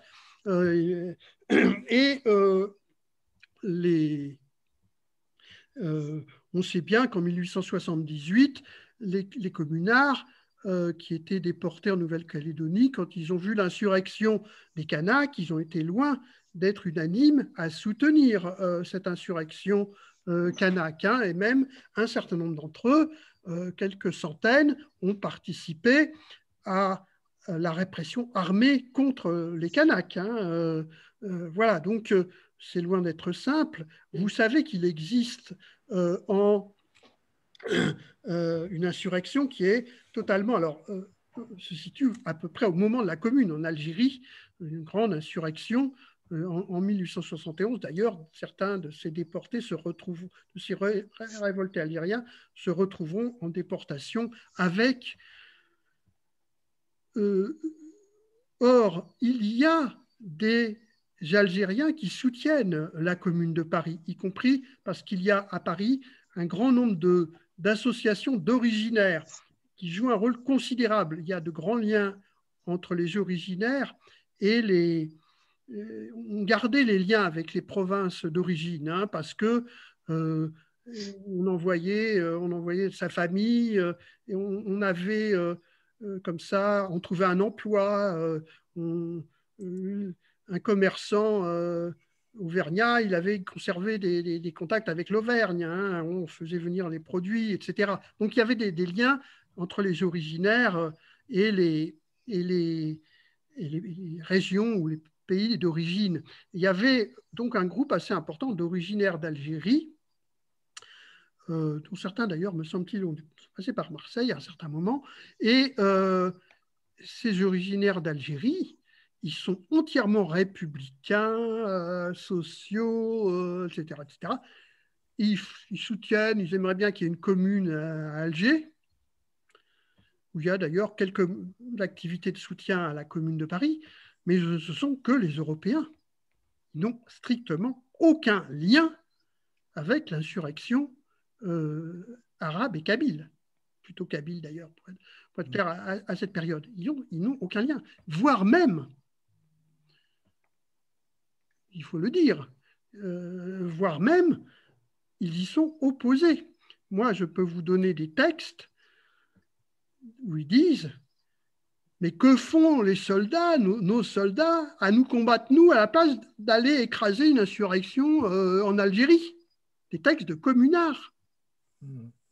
Donc, attention. Les choses sont toujours complexes quand on les regarde dans le détail. Hein. Le diable est dans les détails. Et donc, c'est bien pour ça que je ne peux pas encore développer ces sujets avant qu'ils soient approfondis. Je constatais qu'effectivement, il existe ce qui resitue la Commune dans une autre perspective de celle du mouvement ouvrier international, sur lequel il ne faut surtout pas non plus dire ça n'existe pas, c'est secondaire, voilà, alors au contraire d'un révisionnisme historique qui dirait bon, maintenant on s'en fiche. Non, pas du tout, c'est très important, le mouvement ouvrier international est la première internationale dans l'histoire de la Commune de Paris. Mais effectivement, on voit bien qu'il y a quelque chose qui permet aussi de concevoir, parce qu'on disait aussi, la Commune elle est toute seule, il n'y a pas d'autre insurrection. À ce moment-là, ce n'est pas 1848. En 1848, ça bouge partout, en Allemagne, en Belgique, en Italie, même en Angleterre un peu, etc. Et là, la Commune, elle est toute seule. On dit, non, elle n'est pas toute seule. Donc, et c'est vrai qu'il y a une insurrection générale contre les dominations dans ces périodes des années 60-70. Mais n'allons pas trop vite dans les conclusions. Actuellement, il y a encore beaucoup de travaux à faire. D'accord. Sur Nora, je vais passer, excusez-moi, comme oui, l'heure je dis tourne, seulement sur Nora, je suis d'accord, c'est scandaleux, la déclaration de Nora, il en est resté, soyons clairs, ça a à voir avec ce que je vais dire, hein. Il en est resté avec ce que je viens de dire. Nora en est resté au lieu de mémoire, c'est-à-dire à une époque où l'histoire était l'histoire nationale triomphante. Et dans ces lieux de mémoire, la Commune de Paris était aux marges, justement. Il avait mis ça dans le 3e volume. Il avait demandé à Madeleine Réberiou, qui avait dû insister, parce que je me rappelle des épisodes, pour dire, mais on ne peut pas ne pas mettre la Commune. Alors bon, on va la mettre, mais dans le 3e volume, là, aux marges, ça n'a pas sa place dans l'histoire nationale de la Grande République, etc. Voilà. Mais là, maintenant, il se trompe, parce qu'on n'est plus dans ce contexte, justement. D'accord. Hein, on relit l'histoire autrement que cette histoire, on est dans un autre contexte mémoriel. Hein. On parle de la guerre d'Algérie, et on va parler de plus en plus de la Commune. D'accord, merci. la parole à Annie, qui l'avait demandé. Oui, oui, merci. Moi, j'ai deux petites questions à poser. Une, en ce qui concerne le mur des fédérés. Lorsqu'on va à Paris au cimetière du Père-Lachaise, évidemment, on finit la visite par le mur des fédérés. Et je voudrais savoir si c'est le vrai mur des fédérés ou si c'est quelque chose qui a été mis là voilà, pour attirer le touriste. Et la deuxième question, c'est au sujet de l'école. Donc, la commune voulait et a mis en place l'école laïque et gratuite. Et je voulais savoir si la commune a aussi pensé aux très jeunes enfants pour lesquels après, Pauline Kergomar est arrivée à extirper à Jules Ferry l'école maternelle. Voilà. Merci. Alors, je peux répondre très vite. Le mur des fédérés que vous voyez actuellement, ce n'est pas le mur de 1871. C'est un nouveau mur qui a été construit après. Mais c'est exactement là qu'ils ont été fusillés, qu'ils sont tombés la tête la première. Ce n'est pas seulement un attrape-touriste, hein, et donc c'est bien là que la grande plaque qui se trouve dessus, qui a été placée au début du XXe siècle, pour rappeler. Alors cette plaque que vous voyez n'est pas la plaque originale.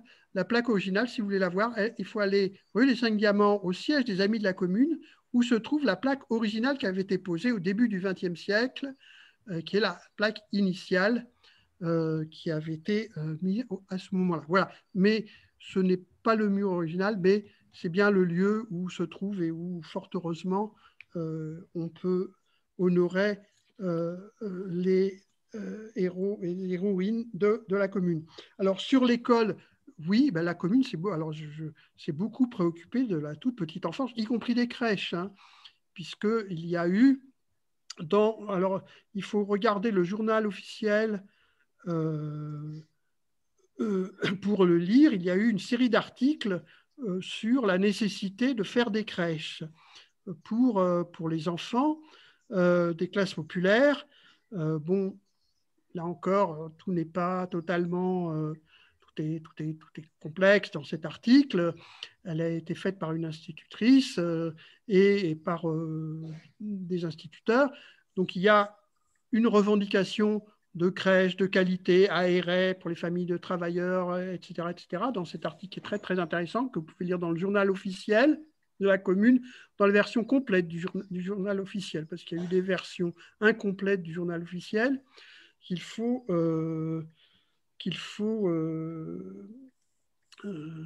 faire attention dans le travail sur ça. Et ensuite, on voit dans les écoles, dans les arrondissements, car alors là, c'est toute une question très complexe au niveau de l'école. Il y a beaucoup de débats et ça va renvoyer à toutes les questions sur la subsidiarité aussi. Il y a beaucoup de débats, comme je l'ai dit, sur l'école à la commune, à savoir, est-ce que l'école, ça relève de la commune? Voilà, je dis tout à l'heure, la police, ça pour eux, il n'y a aucun problème. Mais l'école aussi, ça doit relever de la commune. Mais il y a quand même pas mal de communards qui disent, oui, mais alors, si chaque commune décide de son école, donc principe, comme j'ai dit, liberté de la commune, laisser le plus de choses possible par rapport à la nation, eh bien, mais alors toutes ces communes réactionnaires où les notables dominent, ils vont garder l'école catholique? Ah ben ça, c'est pas possible.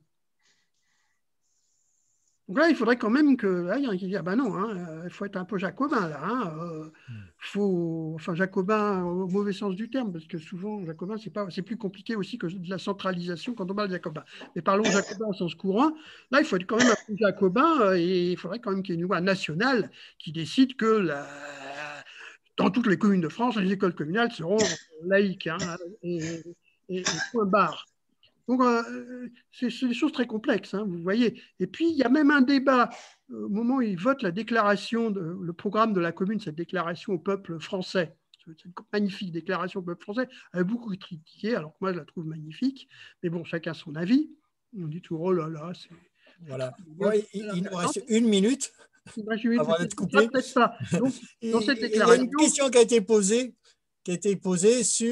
par écrit, qui demande l'évolution du reste de la population qui n'avait pas ça ne pris. sautera peut-être pas. On va prier Internet. Internet, Voilà. reste là. Oui. Qu'est-ce que Voilà. Qui pose une question sur le ressenti, le vécu des autres Parisiens par rapport à la commune, par rapport à ce qui s'est passé. Alors, je pense que, les autres Parisiens, en gros, on ne peut pas avoir une vue fixe de ça. Alors, vous avez une partie des Parisiens qui est entièrement hostile à la commune. D'abord parce qu'ils sont purement monarchistes, mais c'est vraiment une minorité, hein, puisque Paris, comme d'ailleurs beaucoup de grandes villes, mais Paris vote à 80% non à Napoléon. Paris a envoyé 43 députés sur 43 députés républicains sur 43 aux élections du 8 février. Donc évidemment, vous voyez le déphasage par rapport à l'Assemblée de Versailles. Donc, Paris est massivement républicain. Les monarchistes sont quand même une très petite minorité. Et après, vous avez des gens qui sont Michou, je dirais, sans grandes opinions, un peu variables. Et après, vous avez les radicaux, comme Clémenceau, qui sont des vrais républicains, indiscutablement, mais qui ne suivent pas la commune parce que, pour toute une série de raisons, un peu comme Hugo d'ailleurs, ils ne veulent pas d'une insurrection qu'ils considèrent comme illégitime contre une assemblée. Voilà. Donc, tous les Parisiens ne sont pas en faveur de la commune, mais une majorité, à mon sentiment, mais là je le montrerai, par une étude assez détaillée des résultats des élections, en plongeant dans les bureaux de vote, car moi j'ai été faire l'étude électorale jusqu'au niveau des bureaux de vote, parce qu'à un moment c'est comme ça qu'on fait une étude électorale, on ne peut pas se contenter des résultats par arrondissement, ça ne suffit pas. Et donc on voit que une majorité effectivement légère des Parisiens sont vraiment pour la commune. Cette majorité des Parisiens qui sont pour la commune, elle est elle-même très diversifiée et surtout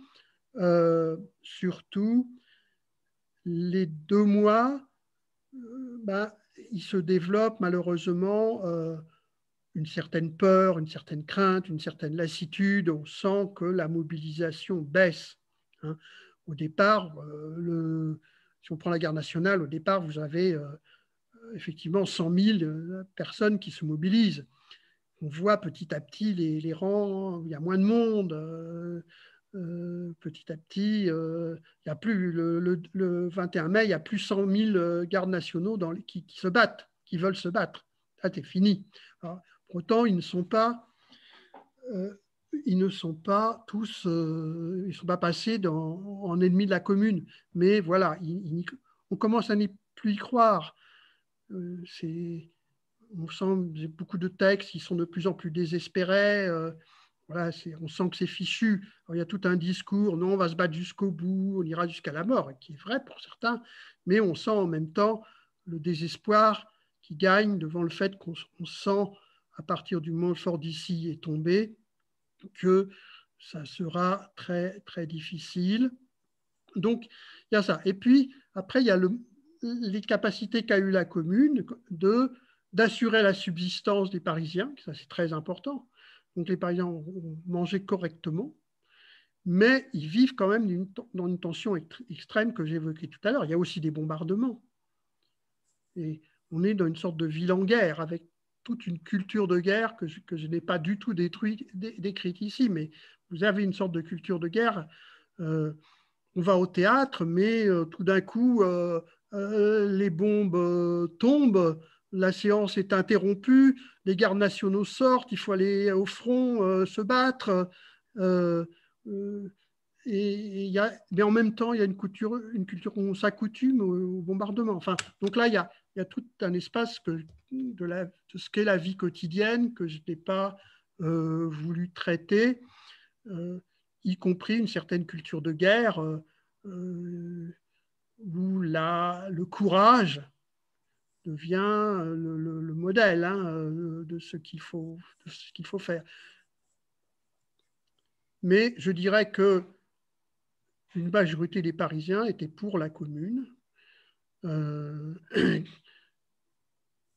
tous n'ont pas été jusqu'à se battre sur les barricades, hein. Ça, c'est clair qu'il y a une sorte de démoralisation qui progressivement gagne la commune. Bien. Je vois deux autres remarques. La première, c'est pouvez-vous mettre le lien du site? Alors là, je renvoie aux Parisiens. Le site des Amis de la Commune ou le site de la conférence? Ce n'est pas précisé. Parce que là, cette conférence, je pense que c'est vous qui allez le faire à Marseille, hein. Nous, on va vous envoyer le film. Oui, oui, on pourra le faire. On pourra le faire. Mais le lien du site. En tout cas, également le lien du site. Hein. Voilà, après le site des Amis de la Commune, il suffit de taper Amis de la Commune et vous le trouverez. Hein, il sort en premier. Si vous tapez Amis de la Commune de Paris 1871 sur un moteur de recherche, vous le retrouvez. Voilà, on signale. Alors, il y a quelqu'un qui réclame une autre conférence. Moi. Et bon signe.